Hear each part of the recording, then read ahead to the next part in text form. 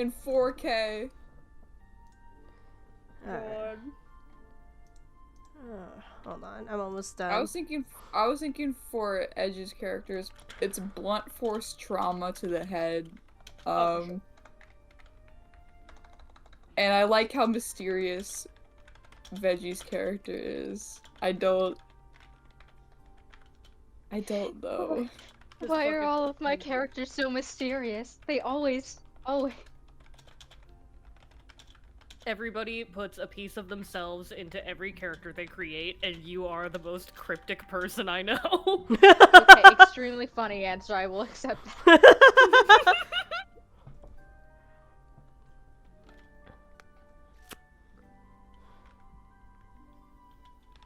I feel like all of your characters are built on, like, pure vibes. They kind of are. You see, my friends, the secret to having a character with a mysterious background is you don't give them a background. I'm gonna be staying real silent right now, bestie. God, see, my character creation process is I go, man, this would be funny. Ah, shit, I made him autistic again, didn't I? Edge, I shake you. That was one of the character notes for my character too. They can be autistic together. God, I need you guys to know, the mic isn't picking it up. I keep hearing Fresh cackling at everything in the other room. I bet she loves cackling. I always do be cackling. It's her favorite hobby. It is her favorite activity. I love making all my characters diseased. I'm noticing. Slightly diseased aesthetic. Yes. Yes.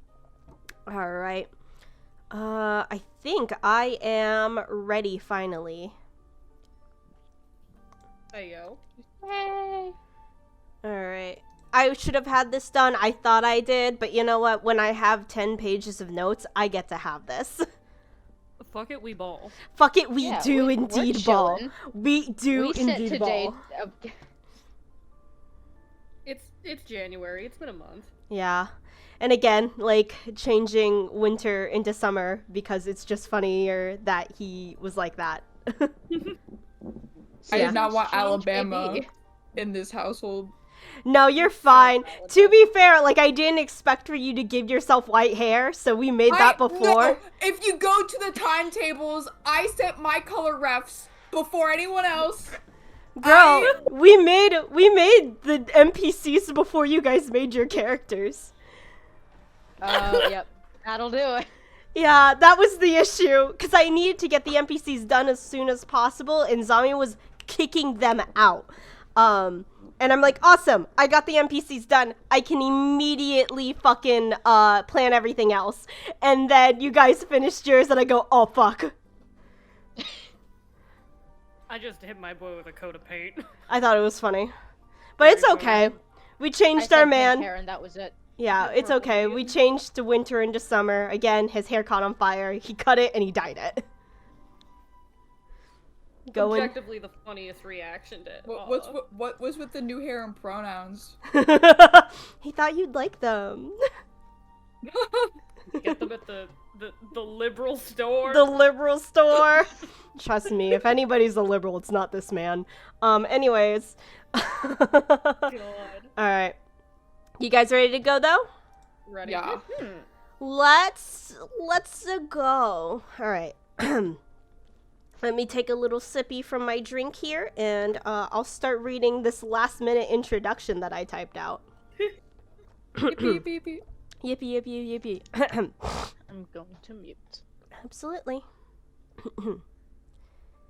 Once upon a time, there were 3 heroes in the world of stories and fairy tales.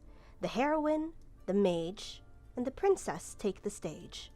The spotlight shines upon them as they are expected to fill the role to bring a story of hope and inspire joy in those who watch them. Though it seems that not everything is as it seems. Something is wrong. The heroine is not the gentle, kind soul that we expected, as she had been pulled from a world of code and screens, though as she finds herself in the flowing dress of something more dainty, she will soon find her purpose, even if she does have some issues with that fiancé of hers. But the hero whose love is true and unwavering for her will never falter. The mage is not wise at all. She was pulled in from her dreadful world of cheap food and joyless arcades. However, now that she's in the world where she belongs in, she finds herself in a body completely different from her own. Unsure, unwise, and rather untalented, as he had failed his illusionary exam. However, that is to change soon. The princess was not determined nor proud. Taken from her world where she was to begin a new chapter in her life, she found herself in a world with expectations she did not place in herself. Once a spoiled and haughty girl, she is now ready to run from the conflict she did not know she started. However, it seems the problems never truly leave her alone, as the sparks of her own mischief bring the three together. And now, our story is anew.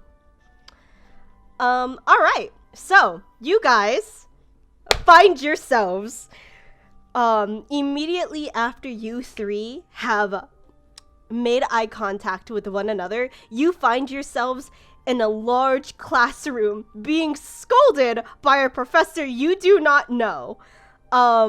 You guys are kind of like having your tail tucked between your legs, as you're not sure what you did wrong, but you did do something wrong.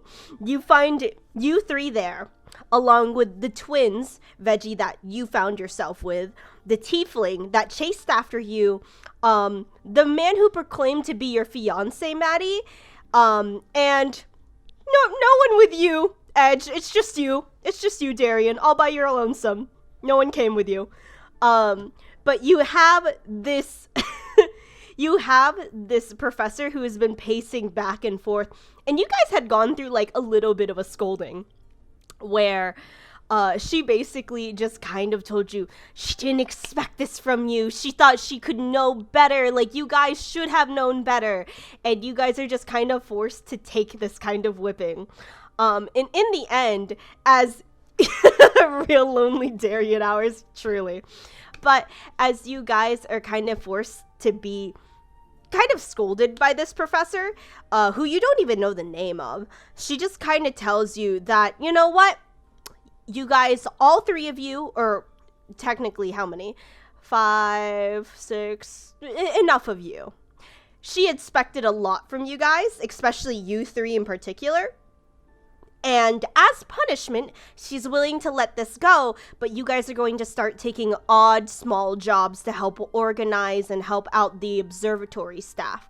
But for now, well, that will be after your classes tomorrow. Right now, you guys are ready to go to your dorms. Though I assume you guys have no idea where your dorms are. Isn't that correct? Yeah, I don't know where Absolutely. I am. Oh What my country is this?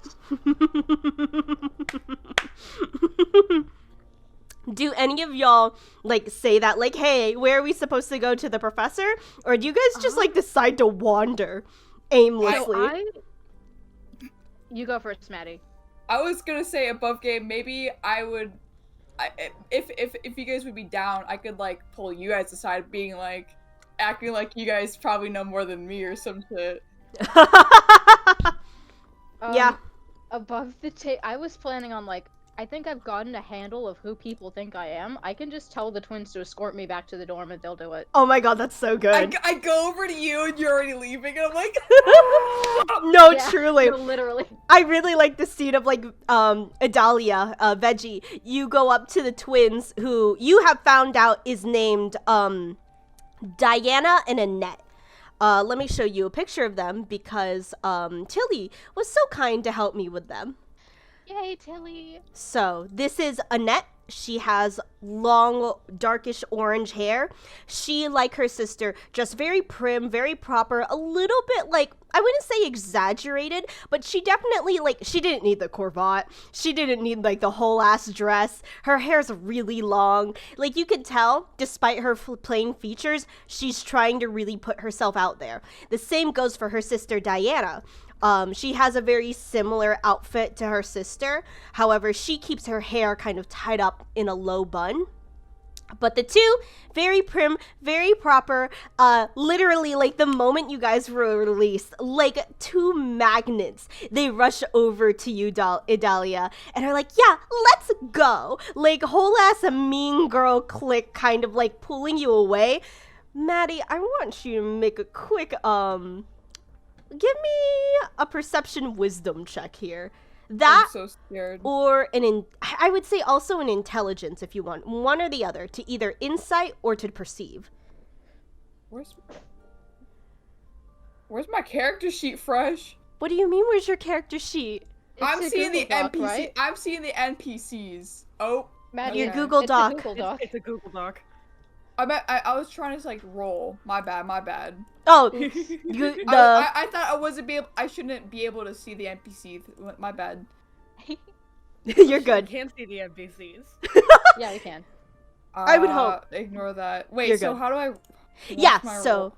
basically to roll, go to the left bottom corner. You'll see a dice on the tab list, and just go to the advanced roller at the bottom.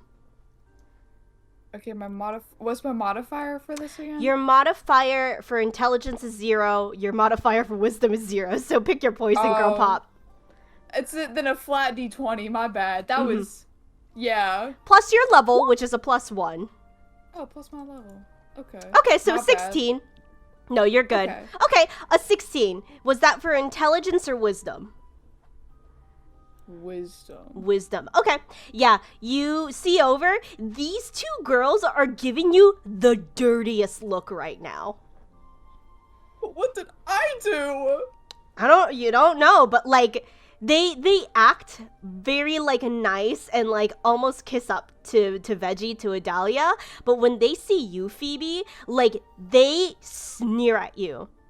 Darian, they act like you don't exist and just pass you. Yeah.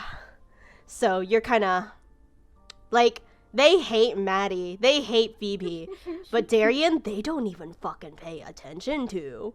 You're not worth their time. I want to taunt You them. did it. You passed the illusion test. You're invisible.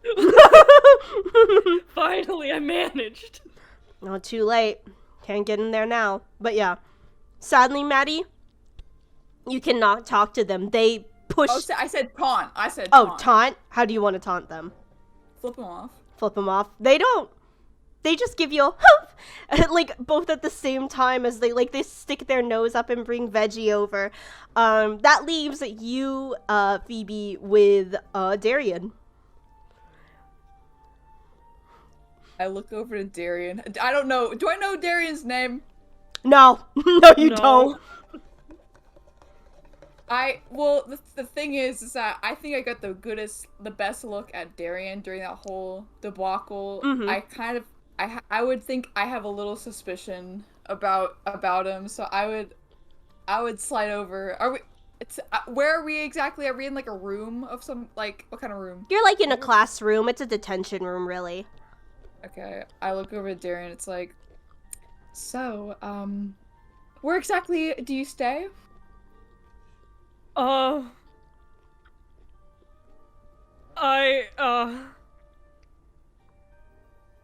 don't know, man.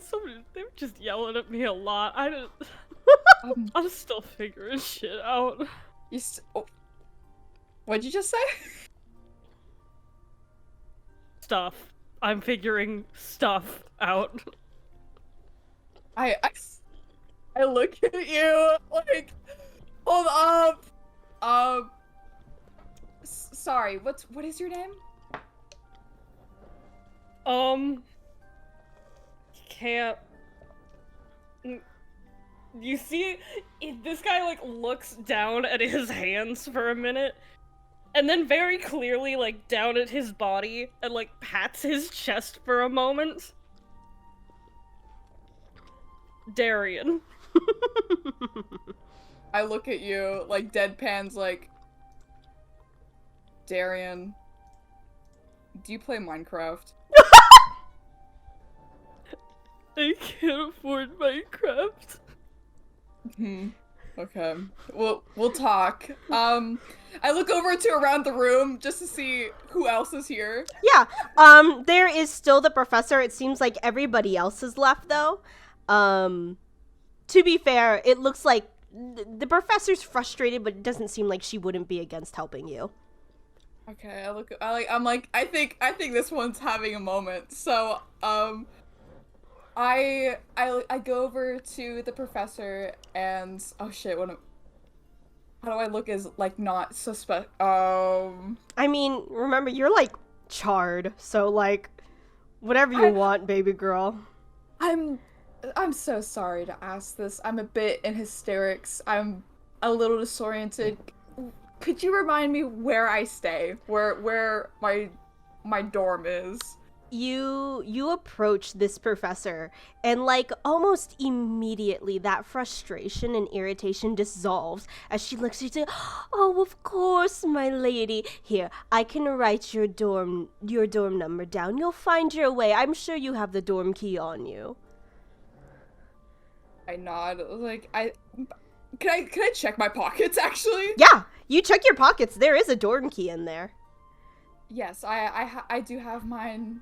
Thank you. I really appreciate it. It's just been a lot. Oh no, You know? I understand. It must be so hard for you. That cruel girl bullying you like that. You know, if you ever have an issue, just let me know and we'll do the best we can to help you. So, was it established in detention that was, like, an attack on like, my performance? Like, I was trying to be sabotaged? Or was that now just being implied? It's kind of being implied. To be fair, you're also being punished for kind of making a scene. You were not supposed to be conspiring with the illusionary student, basically. Wait, I was conspiring? Yeah, you were conspiring with Darian to make a giant love confession to Summer. Oh, and so they're like, oh, don't fucking do that. This kid really is trying to pass his exams. Pretty much. Like, pretty do it. much. Yeah, that was pretty much it. I mean, like, it happened. And, like, weirdly enough, this professor seems to be very much on your side. awesome. All right, I play into it a little bit. It's like, thank you. It will never happen again. That was incredibly inappropriate. I'm more than happy to do my chores. Thank you. I will take my leave now. It was nice. It was nice. Goodbye. I'm gonna leave. Yeah, the professor seems confused. Oh, wait, I was writing down your door number. Do you still want that? Yeah, still a bit disoriented. Oh, of Still course. just, Do you know.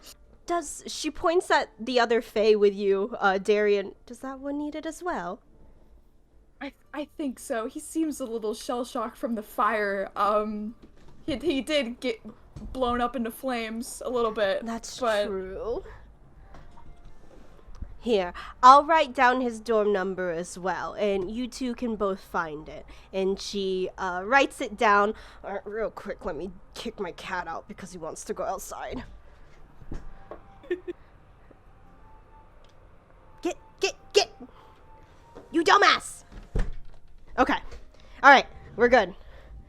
My cat's being weird. He's doing the thing where he wants to come in and out. He always wants the window open, but I don't want to keep it open. Anyways. Yeah. So she writes down the number separately, and she pauses for a moment. And then she hands you both small pieces of paper, where you both see the number. And how odd. She gives you the number, and she gives you, like, directions on how to find your dorm. As you two reconnect, how strange that you both have the same dorm number. what? How odd that the dorm numbers are the same. And how odd that the directions are the same. Did the teacher not realize that we're together? She noticed that later on. Like when Oh, she okay. paused, she was looking for y'all's dorms and then like paused and then she realized. Okay. So how close am I to Darian? Do I see him? Yeah, I'd assume so. I assume you were the one to give him his dorm number. I see. I look over to Darian. It's like, oh, so convenient that I completely forgot that we were roommates. Huh? Yeah, you look over here. I pull my piece of paper out and I show it to him. Yeah, Darian, you see the same damn number, same damn instructions. I mean, yeah, that's insane. That's crazy. I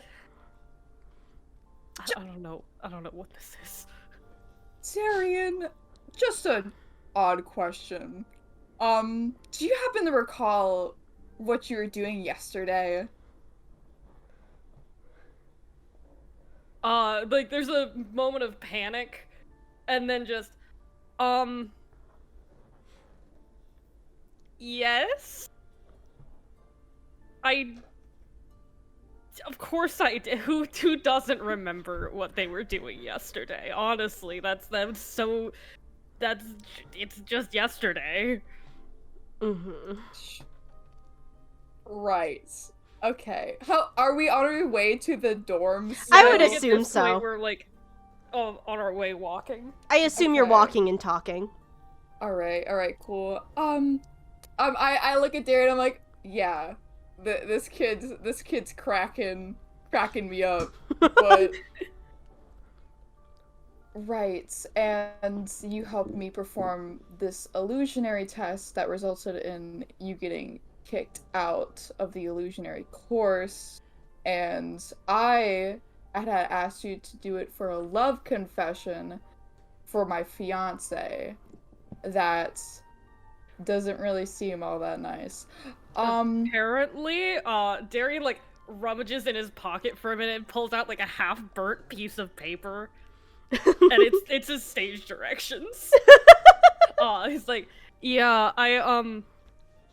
I was apparently supposed to make a big heart with two smaller hearts bursting out of it, and then there's like a bunch of flowers and hearts like circling it, and I personally wouldn't have gone for such a long-winded my light, my love, my sun, my everything. I would have just condensed that.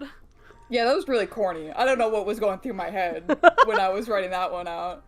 I'm sorry that you had to be put through even that, let alone getting caught on fire. I don't even know what's worse. I'm no offense, but probably reading all of this. Yeah. Yeah, I'd figure. Darian, do you have amnesia? No. I don't think you. So you gave this to me. You did. Yeah. Apparently. Apparently. Apparently.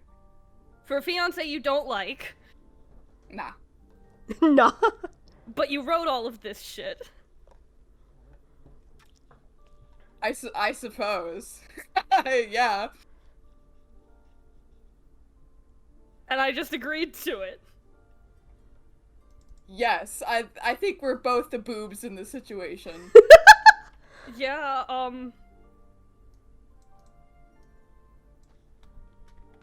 you know about Minecraft. This doesn't look like a type of place that knows about Minecraft.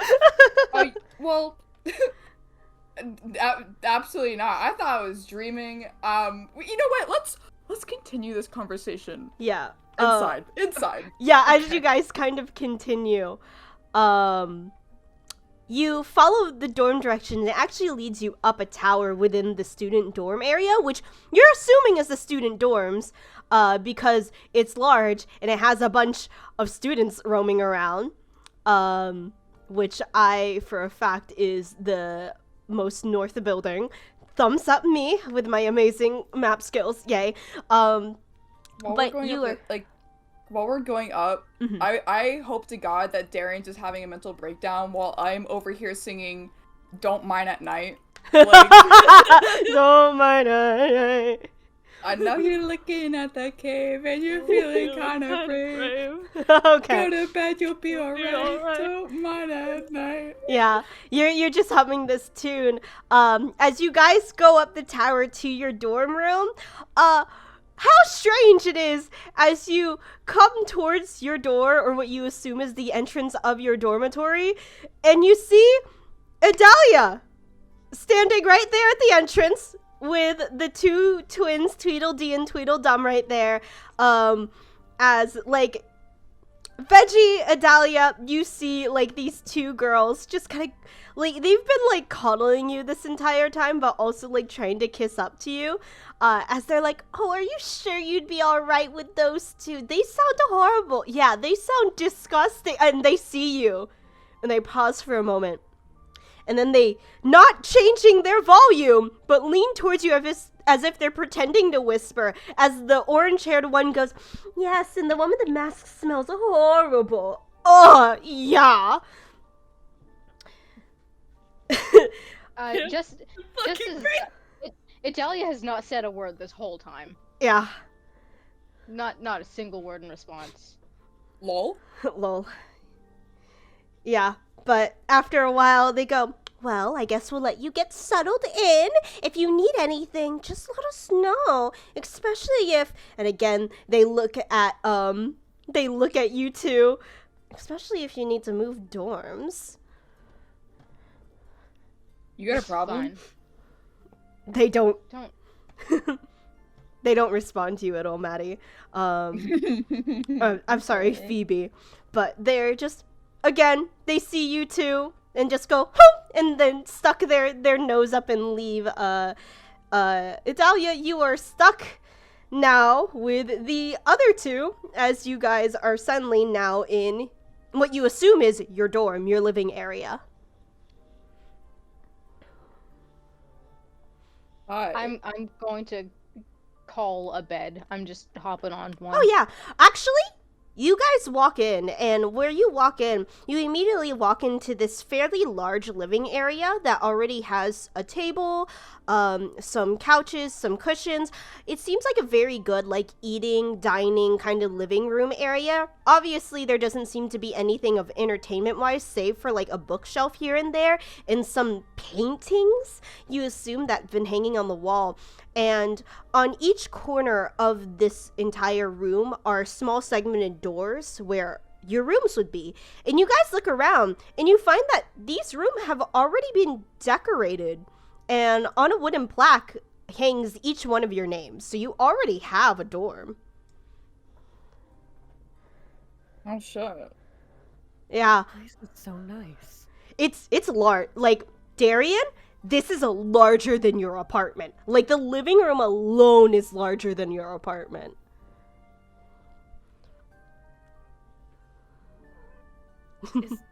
Is this what dorms are like? Is this what college is like?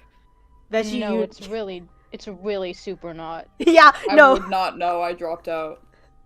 Veggie, you are, sorry, Adalia, you know how terrible the college dorm experience is. This is a whole, like, sweet thing going on. Yeah, fun fact, I was told to get the malaria shot because my doctor knew I was going to college. That's really funny. But yeah, as you guys kind of wander in, you obviously find each of your rooms as there's a plaque hanging over each door. Phoebe, your room is extremely clean. Clean to the point where it lacks an identity. It's perfect, and it's too perfect. You see that you have a small shelf about etiquette, light, and healing magic studies. But as you kind of settle in, you past all of like the amazing, extremely feminine clothes and accessories, you just don't see much identity there. Darian, your room has more personality, weirdly enough, though a lot of it is dedicated to illusionary magic. there's like all these kinds of trinkets and little decorations that seem to be powered with illusionary magic. There seems to be stars floating in your room, lights and colors swirling around, and creatures that seem to be real. However, you pass through them. The moment you kind of touch or fiddle with any of the trinkets or even touch the illusions themselves, they just fade away, and you're kind of left with this fairly large but empty room that has these books or these bookshelves lined with illusionary scripts and studies, and then over your bed is a rather huge family portrait with what you assume is you, two other people that look like your siblings, and then two more people that seem to be your parents. All of you have stern expressions.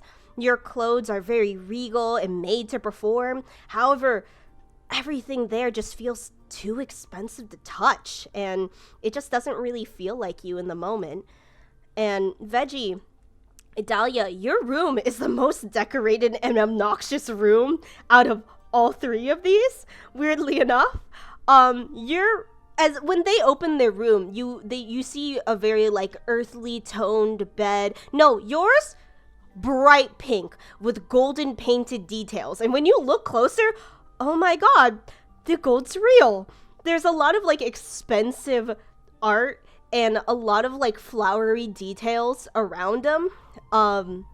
Your closet is just filled to the brim with these giant poofy dresses that are way, way too much for you.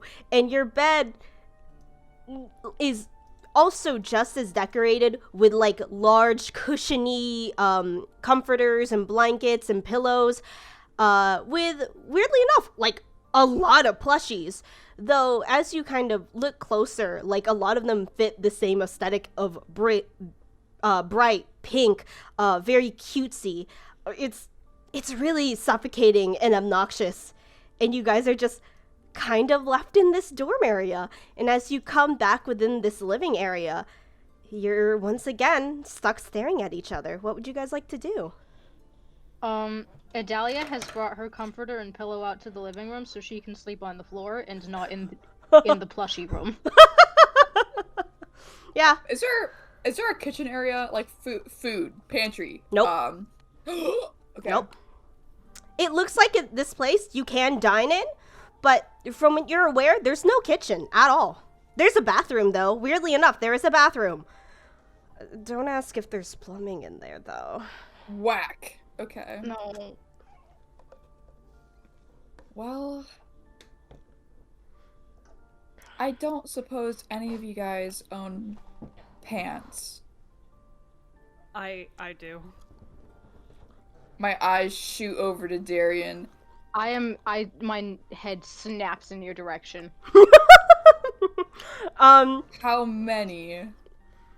Darian, your pants are really expensive and very extravagant.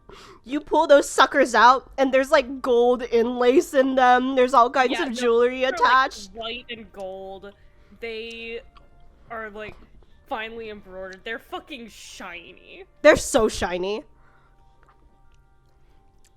Yeah, not the best Darian, option. I suppose you don't. Fuck it, I don't care. Do you want to like discuss like what's going on with everything? I don't know what's going on with everything. I don't know. Oh, this is a dream. I thought this was all not real. Wait, hold on. Darian swivels around to stare at Idalia. Me, we're looking at like, are you with us or against us? Do you, or to see if she's looking at us like we're fucking Vibe check? insane. Vibe She is check? staring at you, trying to decide if you're like her or insane. Darian, okay. Wait, hold on. You set me on fire. Yeah, I did. Sorry for setting him on fire. It was.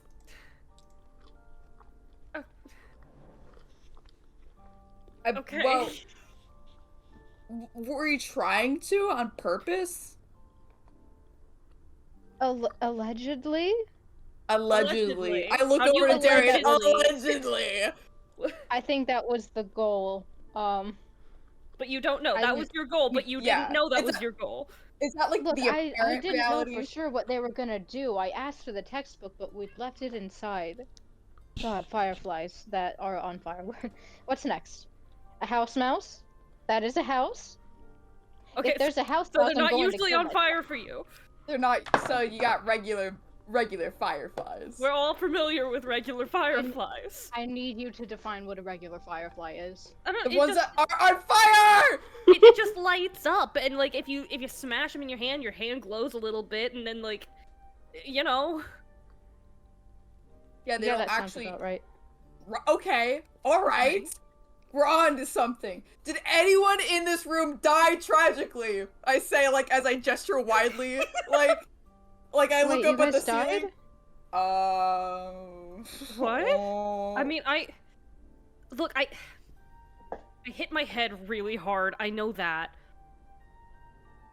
but Okay, you got the That- easy way out. I got Look, that stabbed to wouldn't- death. no, that wouldn't have killed me. I mean, like, once I hit the ground, someone would have noticed and called an ambulance. Oh my god, I totally died. They definitely didn't notice.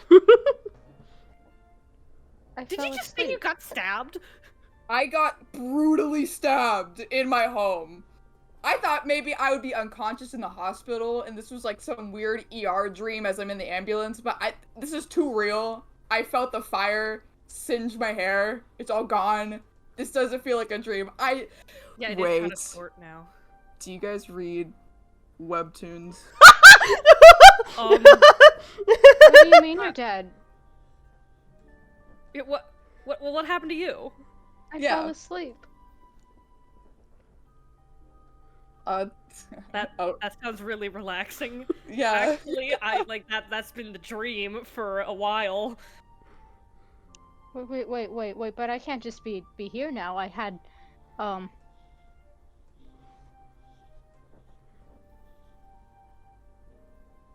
Do you want me to like hit you? Like to check if you're sleeping?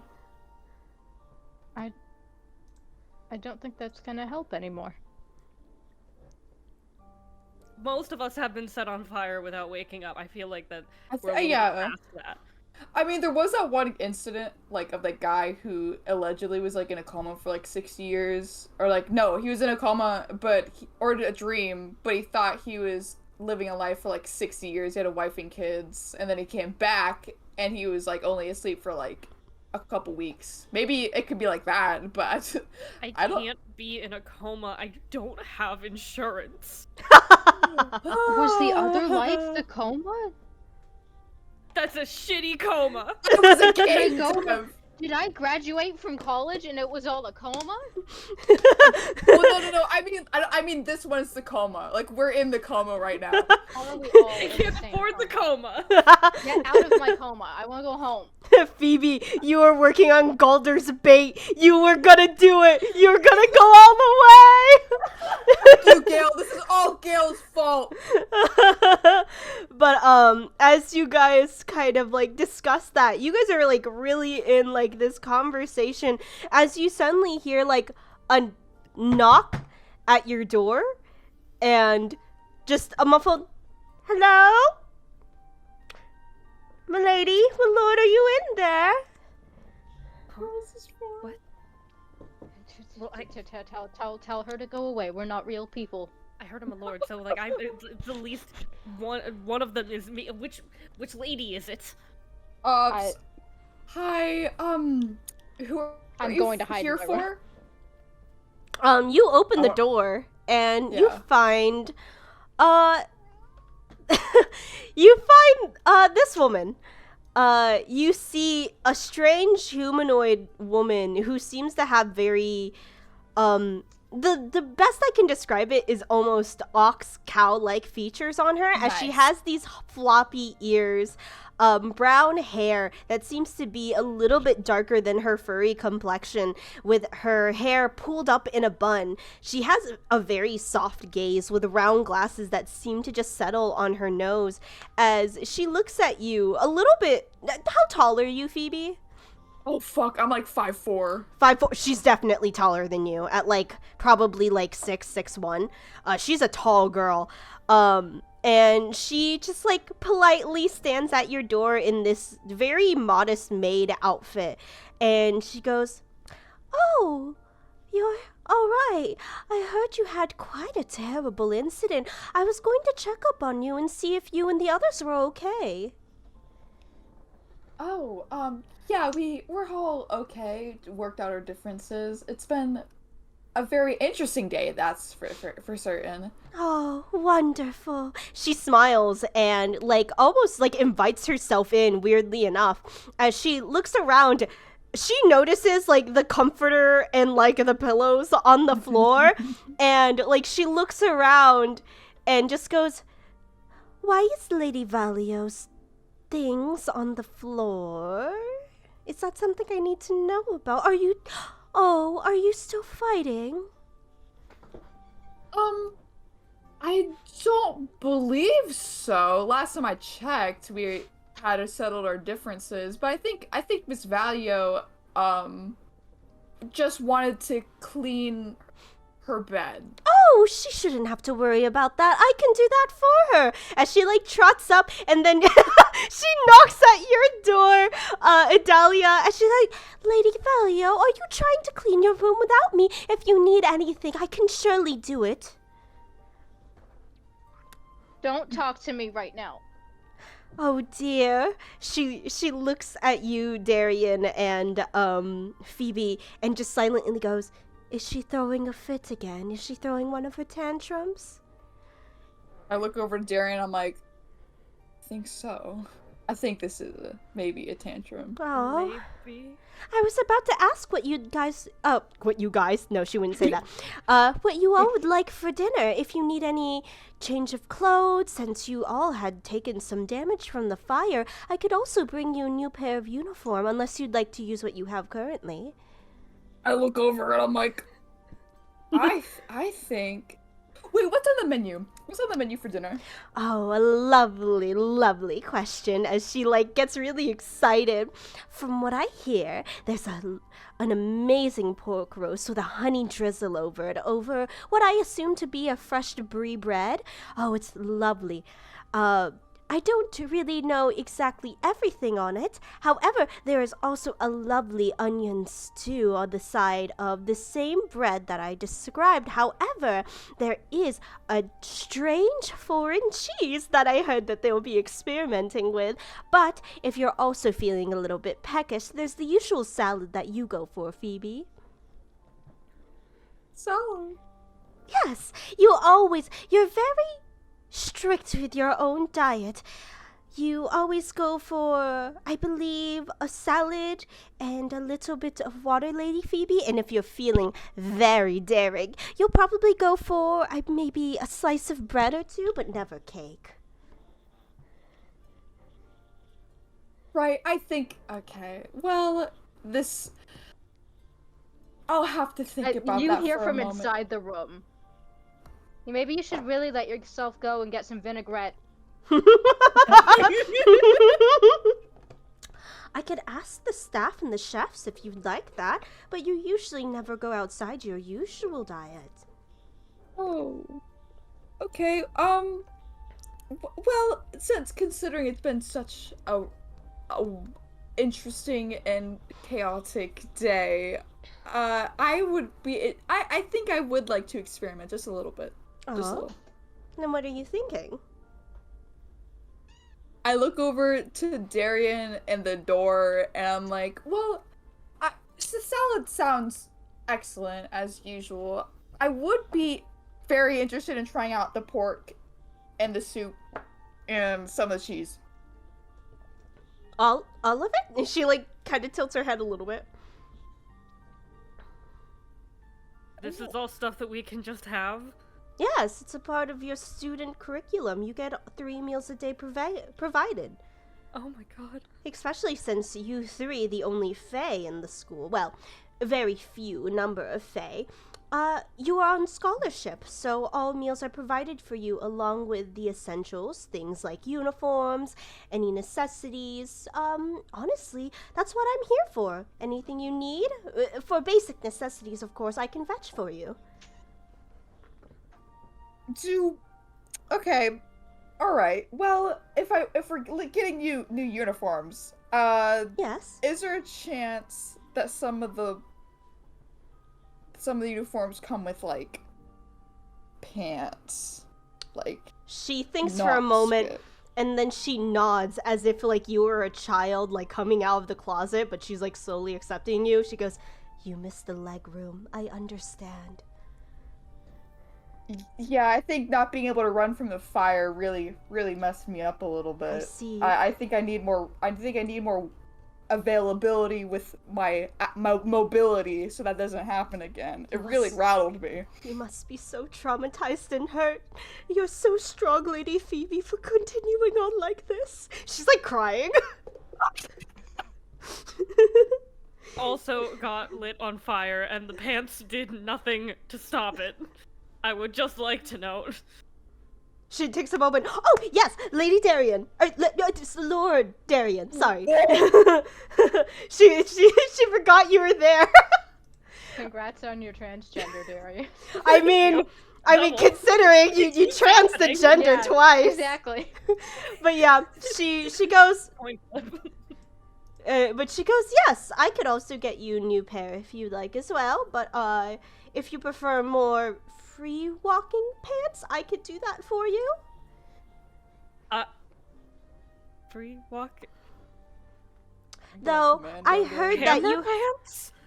a hammer pant. You know, to be fair, I did hear that you'll be taking the Jester remedial course, so I think you'll have your own uniform by then. That gets me to Huh? open the door. I hear Jester remedial course and immediately open the door. She jumps. Oh my! You see this maid just kind of look. Oh, I can't. Lady Valio, is everything all right? There's a Jester course? Well, that is a course only registered for students who failed the illusionary course. Haha. Did I get Darian, assigned I'm into so- clown college? I'm so sorry, you have to be a clown now. Darren, you're a clown now? Darian kind of like stands there for a moment and then turns around, like walks over to the couch, just like sits down, like head in hands. Anyways, while he's sulking, can I have a normal dress uniform? The maid seems like really like actually surprised by that. You, Don't worry, I'll dress it up. I want a Lady- new project. Lady Valio wants. I'm sorry, Lady Valio, are you ill? Haha. I want a project. I want to design it myself. From pants. What? No, like a dress. I can outrun that weird night guy in a dress. It's fine. Oh, so just a more simple uniform outfit? Mm-hmm. All right. I can do that. Yes, I could do that. Yeah. She was like, it was almost as she like woke up from a nightmare when she thought you were asking for pants. He's gonna give this lady a conniption. Yeah, this is a poor maid, but she's like, all right. So Lady Phoebe will have her increased meal course. Lord Darien, did you want something as well? Yes, please. What would you like, Lord Darien? And, like she's talking very nicely and very patient with you. This is the first person who has ever talked to you kindly.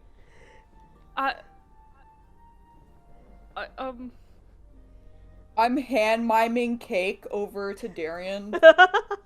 How do you hand mime cake? I like try and do like the cake outline with my fingers, like there's a piece of cake while saying like saying the word cake without sound, and like I mime like me eating a cake with a fork, like.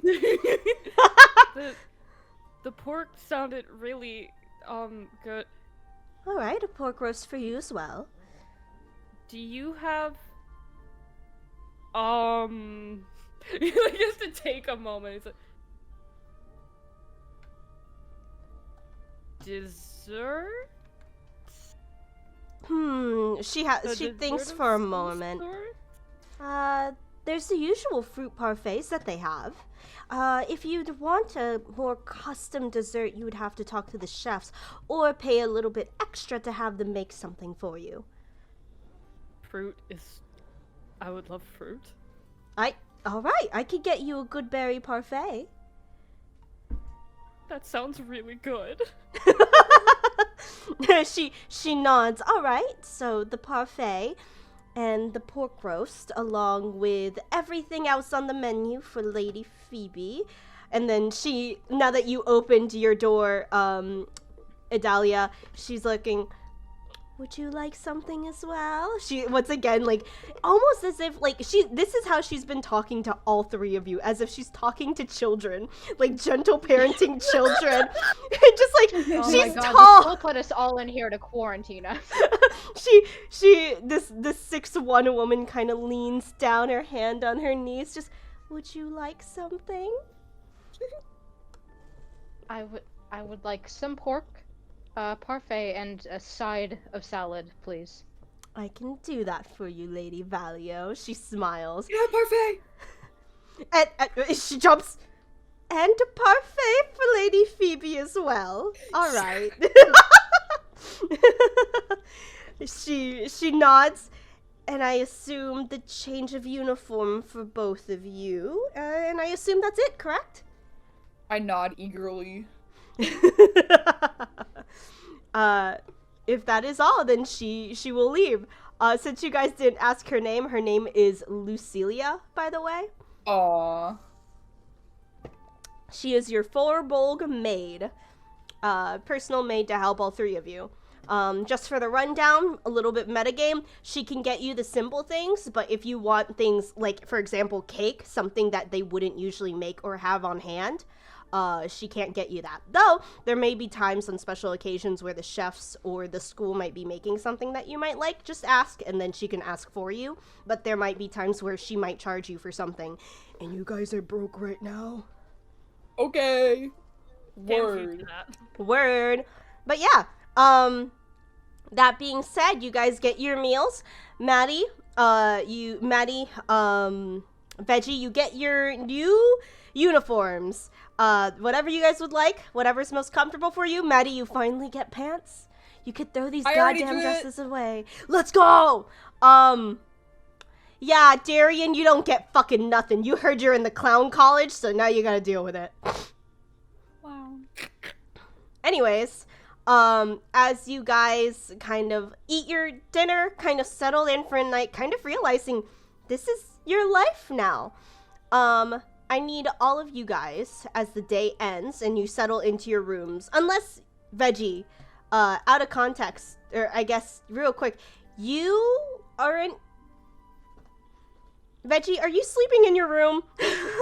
I am sleeping on the couch. Lovely. Okay. Then, Darian and Phoebe, I need you Yeah. both to give me wisdom checks for general perception for your rooms to see if you find anything in them. Oh. Alright, wisdom. Okay. It's a level plus modifier. Yes, indeed. Alright, cool. Another 15. Another 15. Oh, wow. Both 15s. Okay, awesome. We'll be out here getting 15s. You do be out here getting 15s. Phoebe, you get, you find, as you kind of lay down, there's something under your pillow. You see a small, what looks to be a diary, but when you open it, it's empty. At least it looks empty. Suspicious. Darian, let me see what you find. Dear old Darian. Dear old Darian. Darian? Oh boy, this is fun. Darian, you find a bunch of illusionary books and scripts. As you kind of just scan through them, there's just like some small bookmarks about how badly you wanted to get into the illusionary course and how this was literally like your life's purpose. And if you do not get in, Fuck. you would fucking kill yourself, dog. Fuck! So you're just, you're kind of stuck, damn. Well, call it clown college for you. But as you guys kind of settle in for the day, you guys are left kind of understanding this is now your life, basically. And for the Well, night... going to sleep will kind of prove that, I think. Yeah, no, super. You guys having to settle in? Yeah, you're definitely, kind of having to figure out that, yeah, this is your life. You're feeling this bed. You ate that food. Everything is very real to you. I mean, unless you see that lamp glitching in the corner, like, it's all real. No, not the lamp! But that being said, the day ends and the morning comes. As the morning does come, you are immediately, all three of you, are introduced to having a little bit of breakfast brought in by Lucilia. Simple stuff, oats, pancakes, stuff like that. Nothing crazy. Like, it's not, like, extravagant. It's, like, fast meals. Also, Veggie, I sent you a DM. Let me look at my things. Yes, please. But you guys are kind of left... You guys are kind of left, waking up in the morning. Maddie... Phoebe... Yeah. You're waking up, and you don't feel like you want to get up. I don't feel very good. You do not feel very good. You are kind of laying in bed, and you can kind of hear that everybody else is waking up, moving around, using the restroom. You hear Lucilia, God, fuck. You hear Lucilia kind of like moving in. Okay, interesting. You hear the others moving around, and you just don't really want to get up right now. You kind of like are left in bed, and Veggie, you come out, your hair's a little bit like crazy, but you're fine. Your hair is a little bit like, I won't want to say like longer or crazier, but like it's harder to tame than usual, or at least that's what you assume. Darian, you come out, you both see Lucilia without like a worry in the world. She just kind of knocks at your door, Phoebe, and just goes, Lady Phoebe, I'm going to come in now. Yeah, sure. I kind of like push myself and like try and sit up. I'm guessing I'm still in bed. Yeah, you are definitely still in bed and you are not feeling it, girl. She comes in and like she sees you up, like sitting up in bed, and like she's a little bit surprised, and she goes, "Oh, did you already take it?" My eyes dart. Sorry, just waking up. Take what exactly? Oh, She's surprised that you don't remember, but she kind of trots over to a small drawer that you kind of notice a little bit away from your bedside, and pulls out a glowing golden potion. And she hands it to you. And she goes, "You usually take this in the morning." I stare at it, and I pick it up in my hands, and I'm like, oh, okay. All right. Yeah, I'll have to take this. Can I expect the bottle? Is there like anything written on it? Is there anything that I can like see on this bottle? You see in flowery, like very flowery handwriting with a heart on it. And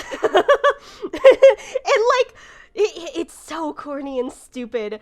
She calls it, you see written on the paper, "For the morning downs, winky face, heart face, smiley face, another heart."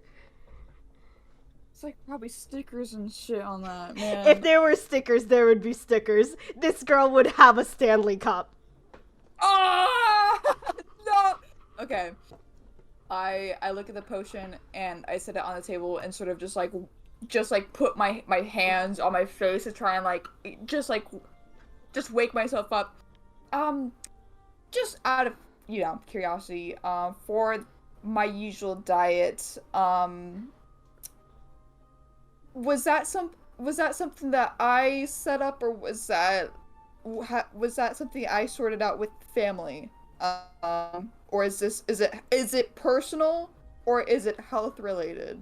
She's thinks for a moment and she goes, I actually don't know.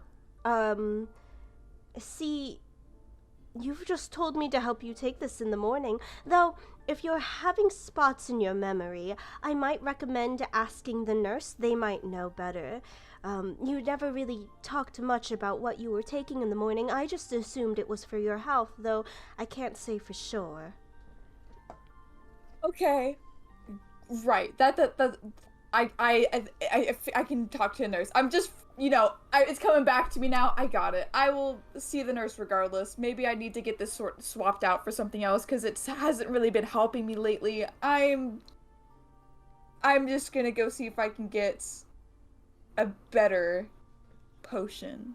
Yes, of course. Right. Would you like me to ask any of the nurse or the doctors on staff currently to meet with you now, or would you like to meet them? Okay, do I know if I can even get up? Question mark. Do I know if I can actually go out and talk to a doctor? That is my question for you. Do you feel like you want to get up at all? Knowing that I'm in a fantasy world where I do not know what's happening, I'm going to try and push it. Like, I'm gonna try and get up myself. So I'm like, yes, just tell me where I can find the doctor and I will get ready and go visit them, hopefully before classes start. Absolutely. I look as like, hoping I guessed correctly what I'm getting ready for. Yeah, yes, absolutely. And she kind of like, let me prepare breakfast and make sure the other two are ready, and I'll write you the instructions. Thank you. Do I have my new uniform by chance? You do, actually. You see that she's actually laid it on your bedside. Thank goodness. All right. If she leaves, I'm going to try and brute force my way into getting ready. Absolutely. As you kind of get ready, Darian!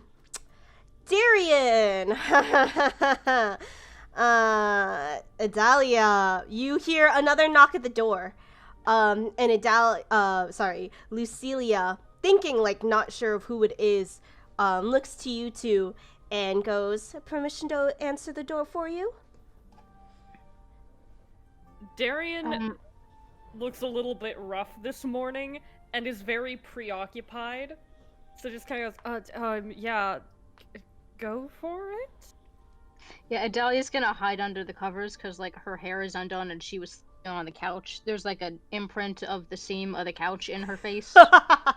Oh, absolutely, absolutely. By the way, just for another thing to let y'all know, Lucilia also provided you guys your school schedule and directions to get to each class, since these classes are, genuinely new to y'all. So don't worry about, like, what classes you might be taking. You do know. Whether or not you can find them, though, that's a good question. But yeah, you kind of open the door, and she comes back a little bit puzzled. And, the only thing she has in her hand is a letter. And she just kind of goes, Lord Darian, I think this is for you. Hold on, I'm in the middle of something. Darian has been clutching at his own face for the past 10 minutes. Tried to get the mask off. He cannot physically get this mask off of his face. Yeah, yep, Yeah, you were pulling. Not budging. How long were you fighting with that mask last night? Probably for a good at least 20 minutes. Give me a con check with how tired you are currently. God, it's like a dog chasing their tail. A 16? Okay, you're doing all right. You do kind of feel like shit, though. Anyways, Darian. Lovely Darian. I'm going I to wanted to say send you. this is Darian. Sorry. No, you're good. You're good. Yeah, get ready for that to be, heightened, no. I guess, as you get a letter, and this is all it says. Dear he who shall not have the privilege to be named, you are a disgrace to the family. You are better suited being the feed for mortal livestock, so do us all a favor and make yourself sparse. Rid yourself of the Cimmerian name and never let the rest of the Fey race, not harm themselves from seeing your sorry visage. And on the back, like Lucilia kind of looks over it and she's like, oh, at least it was flowery enough to give you a poetic threat. And then you turn it around and like in bold black letters and smeared ink, it just goes, go die.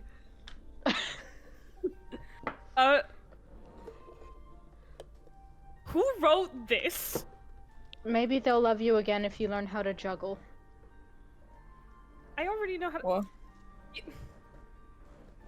Who you should kill them. wrote this? He kind of like looks to Lucilia. It's like, who gave you this? I'm sorry, my lord, but I just heard a knock at the door, and when I opened it, there was that letter. I heard someone running down the stairs, but I didn't quite catch a good look at them. Fuck, this is. Huh. Jesus, who wrote this? My mom? Ugh. I mean, possibly. I heard that your family was very tight about who could get into the illusionary course since your family was such high standing on illusionary magic. From what I'm aware, I think... Am I wrong to say that your family is a noble family that deals in the discovery and the practice of illusionary magic? So, you are technically expected to know everything about illusion magic. So, the fact that you didn't get in is basically a death sentence from your own family. I wouldn't be surprised if it is your own mother. He kind of like looks at it for a very long moment, then folds it very nicely, drops it, Yeah.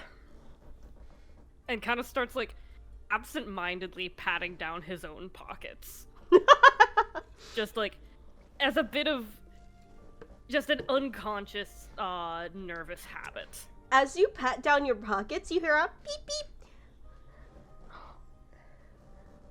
Darian pulls the Tamagotchi out of his pocket and just starts taking care of it. Yeah, What? yeah, Adalia, you see him not even paying attention, almost subconsciously pull out a full-ass fucking Tamagotchi as it goes beep beep, ba-ba-da-da-ba-ba-ba-ba, What? beep beep. Oh, It's you and me against the world, Kuchipachi. Yeah. I'm sorry, Kuchipachi. What is that? How was that here? Oh, it's a Tamagotchi. See, people don't really know that all the different Tamagotchis have names, and this one is Kuchipachi. Okay, I didn't know that about Tamagotchis. Thank you for teaching me. How did you get it here? Lucilia kind of tilts her head.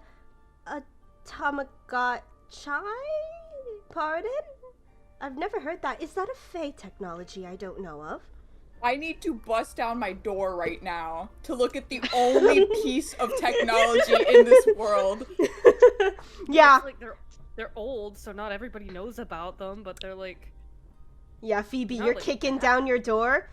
You see Darian, he's holding a beat up, mind you, a beat up old Yeah, ass it's old as Tamagotchi. Yeah, it's old as shit. Darian, where did Yeah. you get that? I got it for my birthday when I was a kid. No. I want my computer. Huh? At that point, it kind of like dawns on him, and he just like glances down at it and then like back around the room. placing together the fact he is talking to a fully bipedal cow woman, but Yeah. also Yeah. feeding his Tamagotchi. Mm-hmm. The same Tamagotchi, even. It just pooped. Oh, gotta clean that up. Can't just, like, have him dealing with that. One of us has to not be in shit. I want to play Minecraft. God, I was gonna play Minecraft now that I don't have any coursework to do, but Yeah. Idalia, you studied so hard. You barely gave yourself time to really enjoy games, and now you can't do that anymore. no, I super can't. Lucilia is very confused, but also, like, doesn't question it. And she goes, well, if that's all, I think I should be making my leave. Your classes will be starting around a half an hour or so? Is there anything we need for these classes? I believe since it's the first day of the course, you won't need anything particular. Though I just say get prepared. You might have a few pieces of paper and some pen lying around. I'd assume you've had that at least. I'll go look. Yeah, you pat down your pockets, Veggie. You pull out an ink pen. I need to check my clothes! Maddie, you aggressively check your clothes. You find nothing. Ah! you see Veggie, you see Adelia pull out a ballpoint fucking pen, dog. You see Darian playing with his Tamagotchi. You get nothing! You loser! I'm gonna cry. It's so over for me. It's so over for you.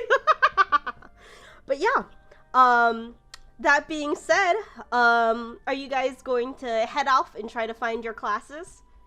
Yeah, I'm using that whole half hour. 'Cause Yeah. I need it. Before he leaves, though, Darian, like, glances over to Lucilia and is like, is there, like, a trick to getting this off, or... Lucilia kind of like tilts her head. I actually don't know, my lord. I won't lie, I assumed it was your Fae family's custom. I'm sure you could take it off with a little bit of magic, though. Of course. Of course, why, that's... Of course. How foolish of me. I'm sure. Well, usually a lot of things that stay on a person, especially a Fae, usually has a password. So, I'd assume just remember what your password was, and it should come off just fine.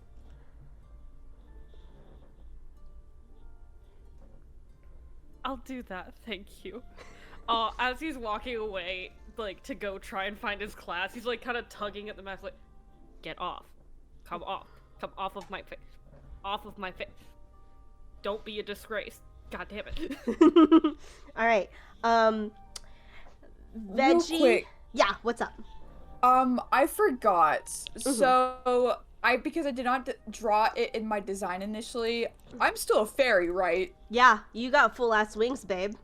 I woke up, I just want to establish, I did not realize that those were there before. I'm You're like, fine. oh damn, I have wings and a tail. You're What good. The fuck? No worries. Okay.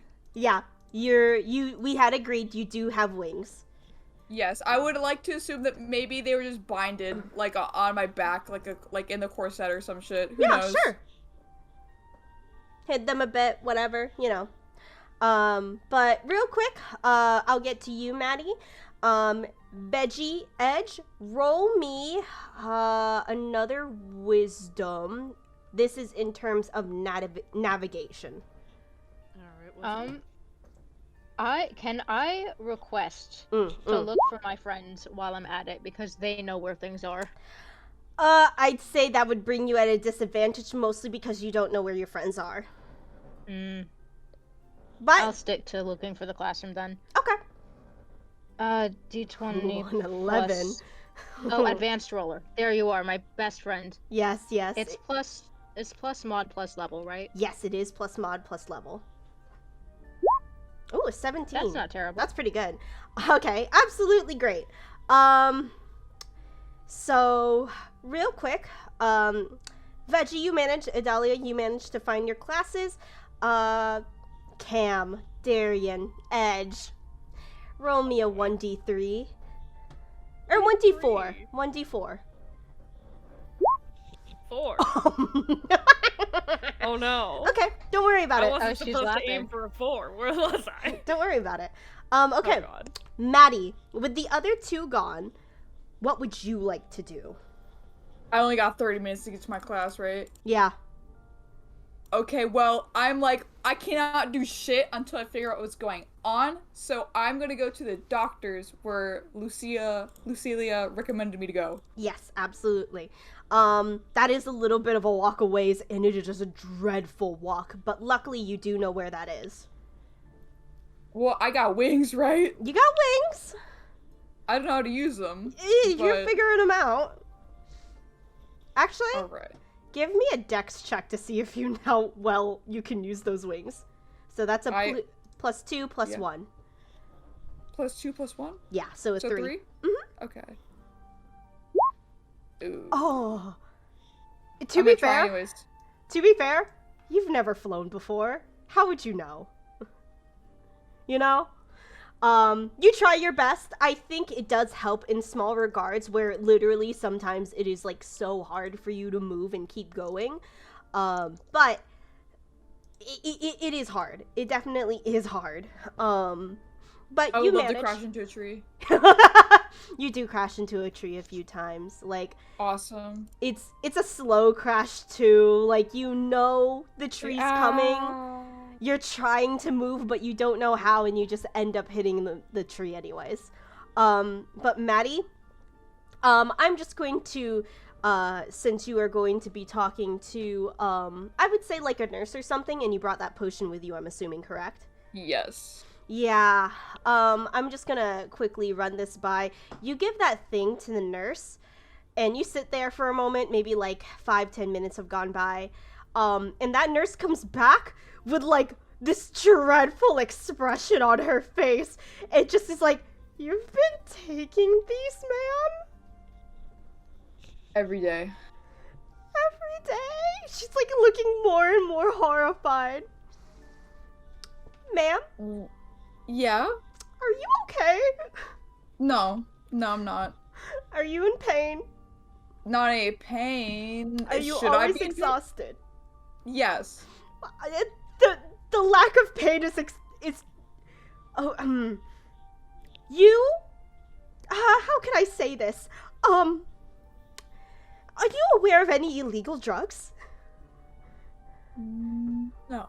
This is the equivalent of a very illegal drug. You should not be taking this, let alone consuming it every day. What are the side effects? Just curious. Oh gosh, what aren't these side effects? Oh boy. Well, it looks like you have been taking this to may have curb some exhaustion that you might have throughout the day. But, I have well, chronic fatigue. I would assume that. I think chronic fatigue is a very good explanation for this. But instead of, I don't know, maybe taking something to help you, or like, I don't know, trying to cope and finding good coping mechanisms, you have been taking this, which has been putting your body into overdrive. So much so that, yes, you do not feel exhausted, but you are slowly killing yourself with these. Oh. How long have you been taking these? Gabe, I don't know. Oh, how you long? You don't know. You'd assume a long time because Lucilia was very, like, she gave this to you like it was nothing. Oh, it's been a bit. It's been a while. Probably since I've been here. Oh my gosh. Oh goodness. Oh Lord. Oh gods above. I don't recommend you take these anymore. Now, given it might be hard to go a complete cold turkey, probably, but if you could slowly wean yourself off of these, I would highly recommend it. Of course, your body will go through extreme fatigue. I wouldn't even call them withdrawal symptoms. Well, a little bit. They're kind of, oh boy. I will just say, you are hurting your body even more with this. I know it's not good to just have you not take these to continue on, especially with your classes starting now. We don't have anything to really treat this. Sadly, you will have to find a way to just live with it. Okay, alright, well, understood. That's pretty expected. What is the recommended dosage that I should be taking now to try and wean myself off of this? She gives you like a hard expression, a mix of terrified and like terrified and honestly like really serious of none of it. But because right now we have to try to slowly maybe wean you off of it, I would recommend possibly a half dosage. And then if you feel like it, less than half, a quarter maybe, and then maybe 1/8, and then slowly wean yourself off until you feel like you can maybe push through it. I don't want you to rely on this too much, but again, it might be hard just for you to not take it at all. Just try not to take too much of it. You'll probably still be exhausted throughout the day. And feel free to let me know if you ever need to stay in bed once in a while. I feel like this is a very big issue we need to discuss. I'm surprised your parents allowed this at all. Oh my goodness. But if you would like, come back to me, let me know, and we could discuss this out. I'll even ask I'll ask some of my superiors, see if there's anything they might have to say about it. It's okay. I will do all of that you have said. She nods. And this poor small woman, she's like this little bat girl, so she's not above like 4 feet tall, but she's all nerves. This poor girl, she's all nerves. Here, I'm gonna show you her real quick. I scared her so bad. You scared her so fucking bad. Like, her ears are like shaking, and she doesn't know what's going on. Like, whatever you just gave her scared her a lot. But yeah, she nods. And she looks at you, like, really concerned. Do you need help getting to your classes at all? Can I, like, vibe check myself to see if I do need help or no? I think if you take the potion, you should be okay. Not great, but okay. Without the potion, yes, you will need help. I'm gonna take the half dosage like she recommended after I leave. So I'm gonna be like, no thank you, but I will let you know if I need help. Yeah, you take it and like immediately you feel, not immediately rejuvenated, but some of that fatigue and some of that exhaustion is lifted off from you. I'm doing hard drugs. You are doing hard drugs, Maddie, I'm sorry. But a little bit has been taken off you, you feel a little bit better. But you still feel kind of exhausted, which is funny as you look at your first class and it is combat. Okay. Yeah. Can I find my way there at least? Yeah, you can find your way just fine. But Okay. as you do that, Edge, Darian, buddy, Yeah. you cannot find your fucking way around. I think I can't see through this shit. I was about to say part of it is you genuinely have a hard time seeing through a lot of stuff. With that mask on, your vision is slightly blurred where you cannot see things in like the corner of your eye as well. So like, it's hard to navigate. And this, you've never been on a college campus before, let alone something like this. So you don't even know where you would fucking navigate through this thing. And as you kind of go around, you actually run into, like, weirdly enough, a very plain looking human man that looks to be a janitor. Thank God. He it's so funny how normal this man looks. He has kind of like a short ponytail, a long nose, and like some stubble. He looks fairly scrawny and fairly short, and he's just, he's just sweeping. It's outside. I don't know why he's sweeping with a broom, but you know what? He is. Good for him. Yeah, but he might help you. Yeah, I'm going to go up to him and say, "Hey, excuse me, I'm sorry. Are you busy? I'm sorry if you're busy. You I'm don't have busy. to-" Okay. I'm Not really a problem. busy. Yeah. Okay. If you could just point me to I'm busy. this class. Freshman. Alright. What do He you kind of want? like holds his schedule. It's like, I'm trying to find the first class.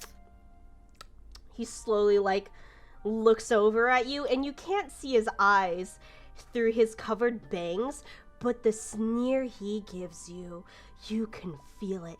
It is familiar. It is very familiar. And Darian is just kind of like smiling as a defense mechanism. Yeah. You don't feel comfortable here. You do not feel comfortable here. He looks at the schedule, and he looks back at you. What is this? Are you, like, showing off to me? Oh, I get it. You're a student here. You're on scholarship. You want to shove that in my face. I'm asking where my class is. Oh, yeah, you're asking where your class is, so you ask the janitor. Fine. You are the first person I saw. He just, like, scoffs, and he looks at it, looks at you. You're in the remedial jester course. I am, yes. You have Professor Jingles. And where can I find him? Wow, you're showing me that you have the best professor in the school. I get it, you're better than me. God. Ugh, you'll find that in the theater. Jesus Christ, the theater. Thank you. You're actually very close to the theater. I just turn around and You turn around, like, you're around, like, the roast stage, the outdoor roast stage, and you turn around, there's the theater, and it has, like, this giant, like, plaque on the side, theater.